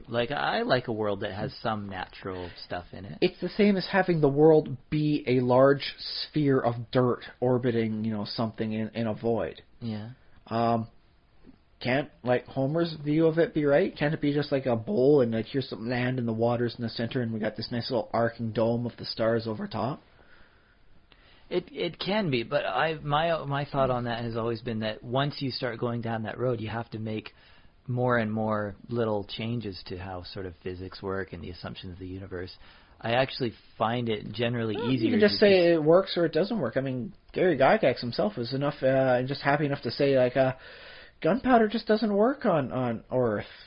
No, weird, doesn't work. I guess you can't have your blunderbuss. Well, I mean, okay, but like what does it really change? Like if the players you can't have the black powder thing, you got to keep it at a sword and sorcery sort of level. You can't just have people wandering around firing cannons off. Like, okay, we lure the trolls around the corner and then we like blast them with our cannons. Well, except I've always thought that developing a cannon is a pretty labor-intensive and scientifically intensive thing to do, and just having black powder. Like, people had black powder, in ancient China in the 1200s, but they weren't able to harness it for armies and stuff. Oh, sure they were. They were, get like your 100 rockets firing off with arrows attached. Yeah, but they weren't that good, and they wouldn't necessarily apply for like an adventuring party in a dungeon. It's like maybe you have a few of those, but I don't know. I don't think it would be that. It's not a magic bullet. Bullets aren't magic bullets. Well, yeah, that's one of the things I like about Ravenloft is you can have that there, and it's not going to save you. You're not going to save the day because you can fire off a few lead powder bullets. It's just like, no, you're doomed either way. Use your crossbow, use your sword. No, you're not damaging this thing. Sorry. Yeah, and also like I watched a few videos.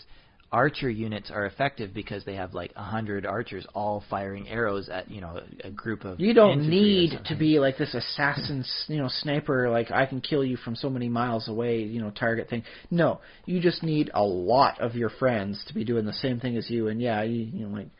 Nothing exceeds like excess, right? You get 1,000 arrows raining down on this particular spot right there. Yeah, I guess maybe this is an argument in favor of guns, but archers are hard to train too. Like really, English longbowmen were like, A longbow takes a lot of effort to pull back. I mean, don't let anyone think just because you see it in a cartoon where they can do it. It's like, no, man, it's got a lot of drawback and pull, and you got to make sure you're not accidentally friggin' out at the last moment, cut your hand all the way down the line, and the arrow winds up going off in the head of somebody next to you. I suppose the other thing, though, is like if you're talking about individual heroes, like I am an elf and I have the greatest archer elf in the world, you're probably just as good with a bow as you would be with or you're even better with a bow than somebody with a gun. Even though guns like are better like sort of on a mass battlefield because it's supposedly easier to train people to use guns. Well, provided you can get the firing speed up to par. Yeah. Historically, it's like you need like two people helping you out. You take a shot, then you hand your empty one, they get you a new one, and then when you fire that one, you hand it back to the other guy, and they go back and forth like loading up your weapon for you so you get your decent firing rate. Yeah. Hey, look at that, more jobs for people. More soldier jobs. Sorry, how I'm did just the bullet loader. But weather. Yes, but that's the thing. Like, if the weather is as mundane as like a global Earth, like Earth is a globe, and like where physics exists in such a way that you can make like a gunpowder, then how magical is your world really? Well, how magical do you want it to be? How fantastic is it going to wind up being? You can make it as fantastic as you want. So yeah, if you want it to be very like the gods sort of controlling every little detail of it. Or that's the thing. If you find yourself trying to tell a fantasy story when you're bound by the rules of actual physics, then you are going to lose out on a lot because you're not going to have very many flying creatures. Powered flight is rather expensive energetically. So you say goodbye to dragons are just completely right out of the question. There's no way they're flying. Even stuff like harpies is pretty much like a foregone conclusion. You got to get rid of them. Unless they're like little. No, that's the thing. I was just thinking off the top of my head. You'd have to have you could do something like a winged gremlin and have that work. But you basically have to look to see the largest condors for their wingspan and weight to find out what you could work for. Mm-hmm. And even for a lot of those larger birds, most of their weight is coming in from their wings. So, by and large, work at an albatross level. Yeah, but I'm fine with, like, sort of having a natural world and making exceptions for, dragons, there's just an exception for why, like, I don't know why, there's magic or something that they can fly. And so on and so forth, rather than saying the whole world is infused with magic so that sort of any creature could just suddenly become a winged creature and fly away. Well, that's the thing is like it just not that they necessarily need to become a winged creature and fly away. It's just that the laws of physics don't require like an upper like a limit ratio of mass to wingspan height sort of thing. So you can get these magnificent dragons flying without worrying about like, gee, how many billion calories did it take to get you into the air there, buddy? Mm-hmm. That doesn't mean I want to see like grizzly bears just floating around like some sort of like helium balloon or anything. Mm-hmm. Although that would make for a nice little spell. Like some sort of weird levitation variant, I suppose. But yeah, I mean, like no one has a problem with dragons flying, it seems. And yet that completely breaks a lot of the laws of physics. True, yeah. Okay. And so if you're working on a mundane sort of world, like it's not going to be high fantasy. You're going to be, you can, if you don't want to tell high fantasy, you don't want to tell high fantasy. So be it. Yeah. Okay.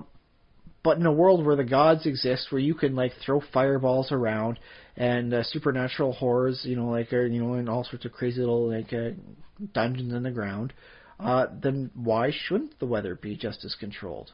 Why isn't there a person on a chariot dragging the sun across the sky? Okay, now let me ask you this, because to get back to the character's perspective, like, and you said, it's background, but how did the characters discover such a fact that, the weather is bad today because the gods are having a war or something? The priests.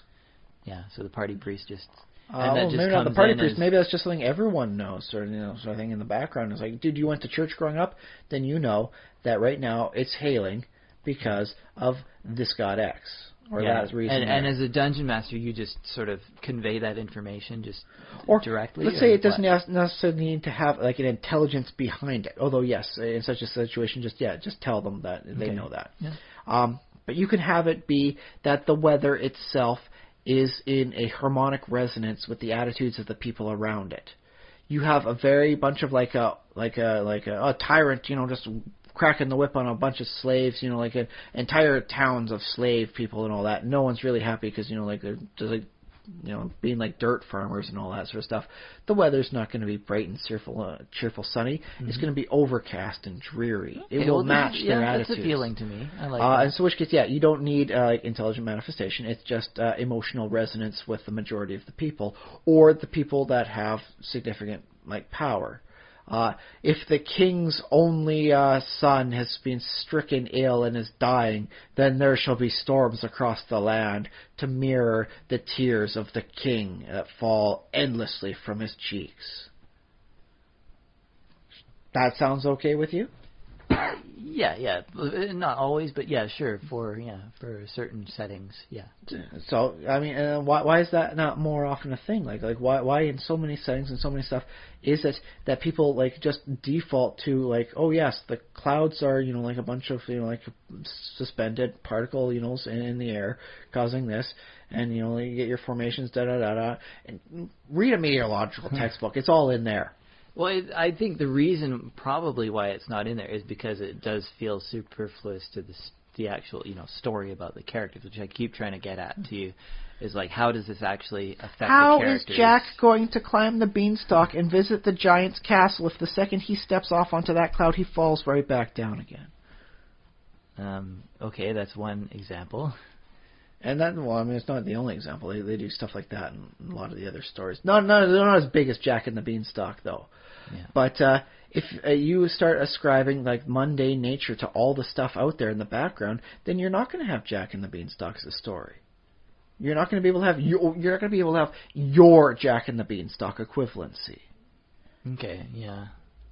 You're not going to be able to tell the story of the Storm King as he's on his flying castle in the center of an eternal storm.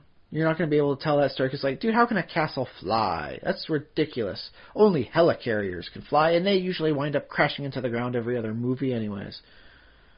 Okay, so you have sort of antagonists either assisted by or monopolizing this wonderful resource that is the land above the land, on the cloud world. Yeah, okay. Mario has a cloud world. You can jump on the Mario's clouds mostly. Yeah. Well, that's solid clouds. That's another another trope or another. Although I thing, still have a suspicion a lot of those, the third Super Mario Brothers game, wasn't actually what happened. It was just you telling the story, and it took place on a stage, which is why it was so 2D with backdrops, and you can actually hide behind some stuff. All right. But that's a tangent all on its own there. Well, but doesn't that idea? Doesn't it also take? I mean, you can tell stories that are sort of related to this sort of magical weather world, but doesn't that also take away from a few of other, or take the focus away from sort of more stories about, we went into this dungeon and we got some loot. Well, maybe that's not a good story. I don't know. Depends. What sort of sweet loot did you get? I won't lie, man. I was reading the stuff on in Ravenloft this week, Felkovic's Cat. I was reading the adventure stuff way back in 94. It's an old issue of Dungeon Magazine, and I was kind of happy to see where the loot was coming from. Ooh, look at these. These furs in this bedroom are worth 1,000 gold pieces because they're precious furs like ermine and mink and all that fun stuff. Ooh, that's some nice loot there. Ooh, I wouldn't mind taking this. A recipe for by the way, I've mentioned Vala Chan before in Ravenloft. As I learned from this one adventure, Karkov, the Dark Lord leader, he's got a side business, pickling vegetables. He makes a tidy profit off that. If you manage to bust into his place, forget about killing him. You just steal the cookbook recipe for his pickled vegetables. That could fetch 5,000 gold to the right chef. Oh, that's kind of cool. I quite dug that. I was looking at all this stuff. Aside from magical items, I think that was the most expensive piece of loot you could have gotten the entire adventure here. I dig that, man. That's nice. That's just some sweet, unique loot. And the PCs want to retire afterwards. Dude, there's your business. Karkov's Doom pickled veggies. So there you go. That said, I think he may have just been doing that as an excuse to get a bunch of villagers up there so he could bite on a vein on each one of them every once in a while. Mm-hmm. So that way he doesn't need to drain the blood out of a single person. He can just kind of nip a little from each one. So I don't know. They say he makes a good, amount of money off that, and Lord knows he's got cash to spare. He's got a treasure hoard and everything. But I don't know how much of that was coming from the pickled veggies. All right. So, but apparently it was good because you can get 5,000 gold for the recipe. So yeah, you can tell like a story about we went to a dungeon and we got loot, and that's a good story depending on what loot you got. Yeah. Okay. But yes, I mean, don't think of it as it detracts from that story, but think of it. It opens up other story venues with a mundane sort of weather situation going on. You're not going to have a Jack and the Beanstalk sort of thing. You're not going to fight the Storm King and his legion and all that. You're not going to have to we'll go over to Dragonlance. They have the Maelstrom, which is a storm that's been going on for several hundred years to mark the anger of the gods for mankind trying to rise up to their level. Here's why I wouldn't. I thought of something. Say you're in a campaign and you're playing you just get your druid or your wizard leveled up to the point where they get I think a level 7 spell is a control weather. Okay, so level 13. Level 9. You get to level 13, and then you're like, yes, finally, I'm a druid. I made it to this level. We need, for some reason, for plot-related thing, we need it to rain on this town. The bad person has started, a series of small fires throughout the city to help cover their escape. Yeah, and the druid's like, yes, I've thought of something. I have control weather, using it, and then they cast control weather. 10 minutes later, or however long the spell takes. I had it quickened. Yeah. I got one quickened used for free every day. I took the feat. I'm not sure. Anyways, I'm making it up as I go along. Yeah. It might be a different game system. I don't know, but you get a spell like that, and then you do that, and you're like, yes, I accomplished that, and then some deity comes down and says, hey, listen, I got a thing going on here with kind of I control the rain, and I know you're new to this whole druiding thing. I mean, I've actually scryed on you a couple times, seen you make your way up to here, but just so you know, from now on, if you use that spell again, I'm just going to smite you. Every bolt of thunder that comes down from the storm is going to be aimed at you. Yeah. Well, sometimes there's a price to be paid for magic, especially powerful magic. Now that I tell that story, I'm like, oh, that's kind of cool. Yeah. Although it kind of screws the player, is what I'm saying. What if it only happens in that town? Because you get Athens was named after Athena, right? Mm-hmm. She's the patron thing. And she did that because she could apparently provide them with olives and olive oil. Hey, instead of being fierce and all that, what if I gave you something you could sell to people and then get rich because you sold them stuff? And so, we'll name it after you, Athena. Yes, well, we'll call this place Athens. Yes, Athens. That'll work nice to wrap from your name. What if it's a weather god, and thus, it's I don't know. Come up with a name for a weather god. Ranimos. So yes, so the city of Aranimatopia. Yeah, all right. So, you cast control weather around Aranimatopia, you are trying to subvert the will of the patron god. So, you could get away with that other places. This is the city named after him. This is his patron. Is the guy that controls this, man. Forget the mayor, forget the city council. This is the guy that makes sure everything goes right, because this is the place is named after him, Aranimatopia. Yeah. Well, it makes a big city too. Yeah. Well, he's proud of it. He helped to cultivate the city to a wonderful place it is because of its great weather. But does this mean that bad weather never happens to the city? Well, I won't say bad weather never happens, but the worst weather never happens. Or if the god gets a cold, if Ranimos catches a divine cough or something like that, it has to. He's been having an affair with the god of plague's wife, so he gets a couple cases of sniffles every once in a while now. Yeah. Okay. But no, by and large, there's never a hurricane there. The weather, tends to be much more opportune sort of thing. So you'd wind up having no rain, say during the evenings or anything. So you get the wonderful sunsets. Mm-hmm. You wind up getting the rain when it's needed. There's never the dry spell around the area. They always manage to get that happening on there, but it never rains too much. So it's not like spring is really miserable like it can be here in the Pacific Northwest. I like that thought too, because sort of historically, when a really bad storm happens to a city, sometimes they'll say something like, "Oh, the gods abandoned us and let this," or God like the one God abandoned us. Depends on which religion you're a part of. He's judging us for our sin or whatever, and then that's why our city got hit by a tsunami or a tornado or whatever. Or it's been like 2 months since it rained. It's so dry. What did we do wrong? Why did you anger us? In which case, a lack of weather. To him or, I'd sacrifice something, but it's just so dry. Maybe if I was to get some water around here, I could sacrifice someone. Wink, wink, wink. No? Okay. Looks like I'm not doing anything today. So yes, in that case, the Erasmatopia would wind up having the best weather around. It's just not in that it's always the most favorable. It's just that it's never sucky there. You can't have the Seattle grunge thing develop. Okay. And the sunsets are always just so beautiful, it seems. Oh, there's more beautiful sunsets there than anywhere else. You could have sort of a gothic, good but sort of gothic deity who's like, no, it's going to kind of always be a bit grungy here just because that's the way I like things. The god Morosos. Yeah. It is always gray and it always seems to rain. Okay, I think I'm being swayed over it because now we're adding some color into this rather than just saying abstract. Even though with Morosos it's always gray. Or in the case this color is gray, but. But that's the thing, and just the thing is, I don't know if you've ever been to my home, town region, but the gray skies we get there are so much better than the gray skies we get over here on the coast.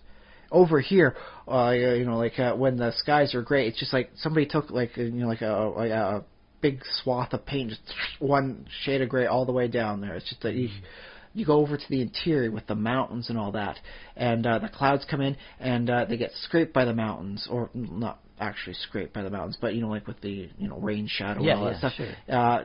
Because of how the mountains go, it changes it so it's not one uniform color, and it's almost like I could describe it as saying it's like the gods themselves are using the clouds as clay to make all sorts of amazing little half-done forms in its midst.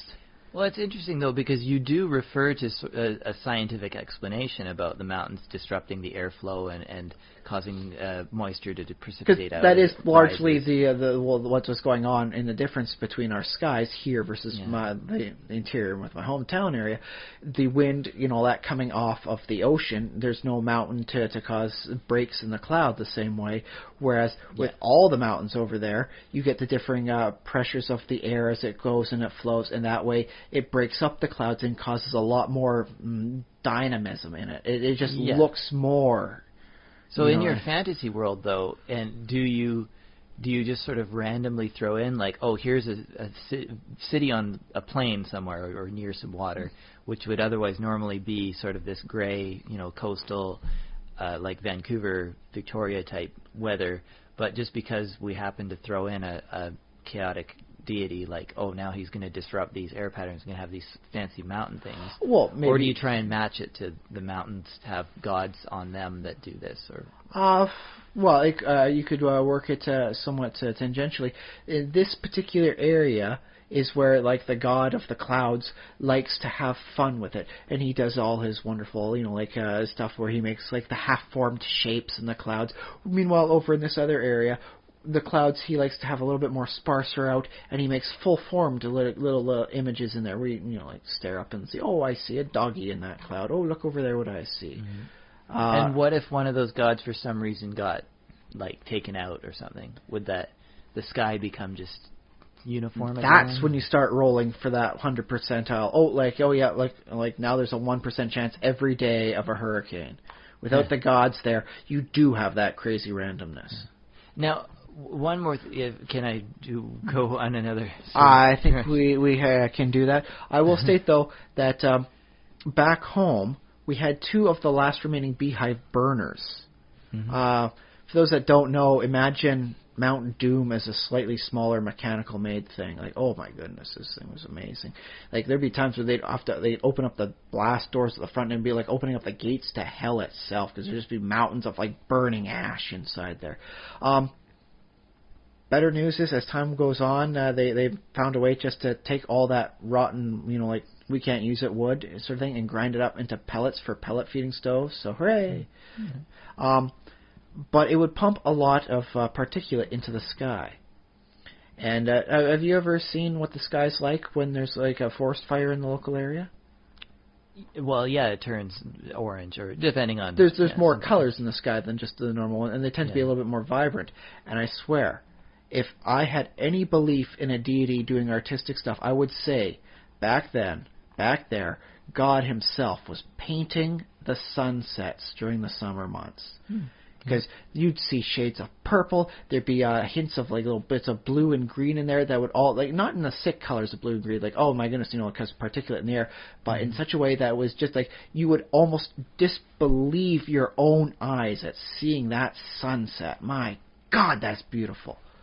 In which case, like, I could ascribe that in a much more fantastic world to, like, yes, this is where the, like the god paints, like he enjoys like how the background of the mountains would correspond to the colors he uses in there to create a living painting every night, and that's his artistic expression.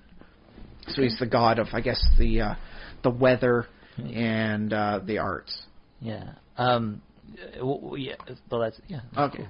One last little point, well, if you have more points, we can add those too. Well, fine. But I also wanted to bring up this idea of, you talk about like deities and gods and stuff, but also like if you were living in sort of a druidic world or a world with like spirits and stuff. Spiritual thing? I could see that work well too. Fairies.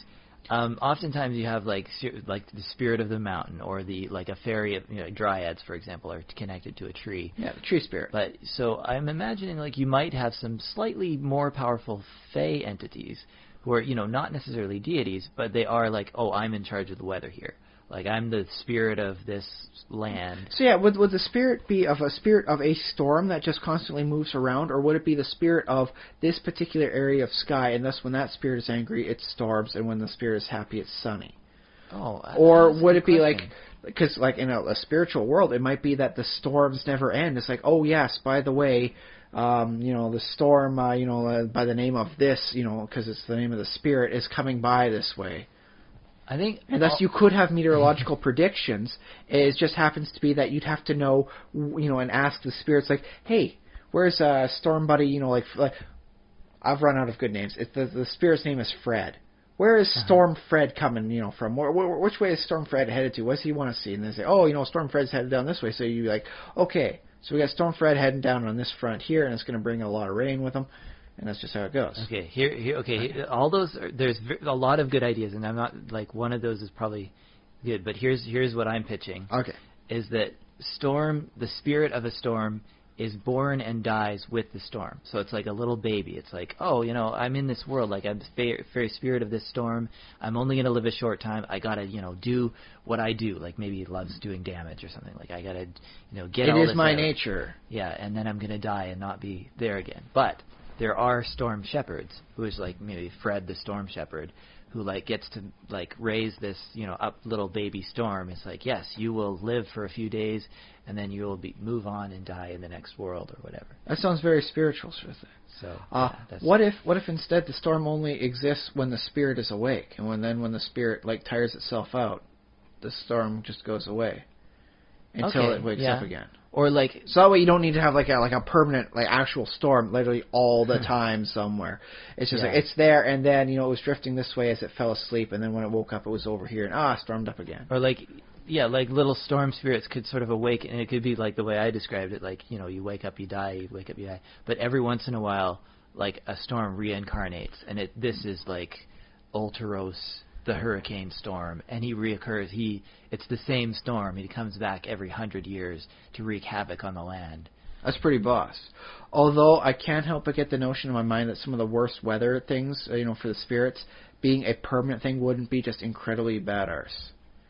It's like, can you imagine a permanent hurricane as it just moves wherever the heck it intelligently decides to go?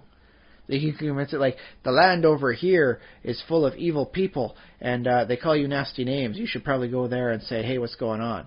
And then, you sent the hurricane that way. Well, that'd be interesting, too, as a high level. The druid's ability to summon the weather would be like saying, hey, Fred, get over here. Yeah, sure. So that could work out for everyone's benefit and explain the weather, but still keep a level of fantastic about it. And it could be like a high-level like antagonist or a monster for like epic level characters. It's like, oh, what are we going to do next? We're going to take on a storm itself. This is the Dread Lord who has captured the storms around him. So it wouldn't be that the Storm Lord is, in the center of the storm. He has them metaphysically chained to his floating castle. I like it.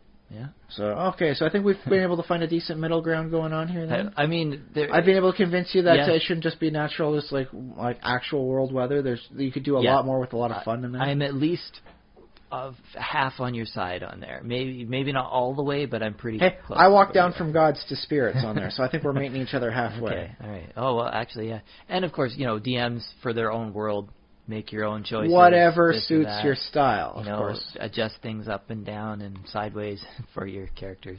I mean, the concept of a perpetual, eternal, sentient storm, my goodness. Yeah, cool. That sounds like the hallmark of a unique campaign setting. And not just, like the Maelstrom in Dragonlance, where it's like, oh yes, this is where humans did their worst thing ever and tried to become like a god, and this is where we smote them, and it's been like this, Tychesis' rage for 300 years there. So it's like, no, this is actually a born storm, and it exists, and it moves. Yeah. Unless the players can find a way to force it to only exist within one area, like you got to fence it in, and thus the storm always exists, but it never leaves its confined location. You can imprison the storm. Yeah. For the good of everyone else. Pretty awesome. Yeah. Pretty awesome. Yeah, I think we've come up with some decent ideas there. Had some fun. We went a lot over time. I think that does qualify, though, as our final thoughts on that, too. Okay, so we got that done. Just quickly, social media. Check us out on Facebook. Like our page, facebook.com/Simulationist. Like us on iTunes, or subscribe on iTunes. Leave a review if you like. Tell a friend in real life. And I'm on Twitter at Josh_Trelaffin, TRESLAFFIN. And is that all the things? I think that's basically everything. Right. You can always Google us, Bing us, whatever your search engine of choice is, and find us that way. Yeah, exactly. Well, thanks for listening. I've been Josh Trelaffin. I've been Ryan Kirkby. Simba?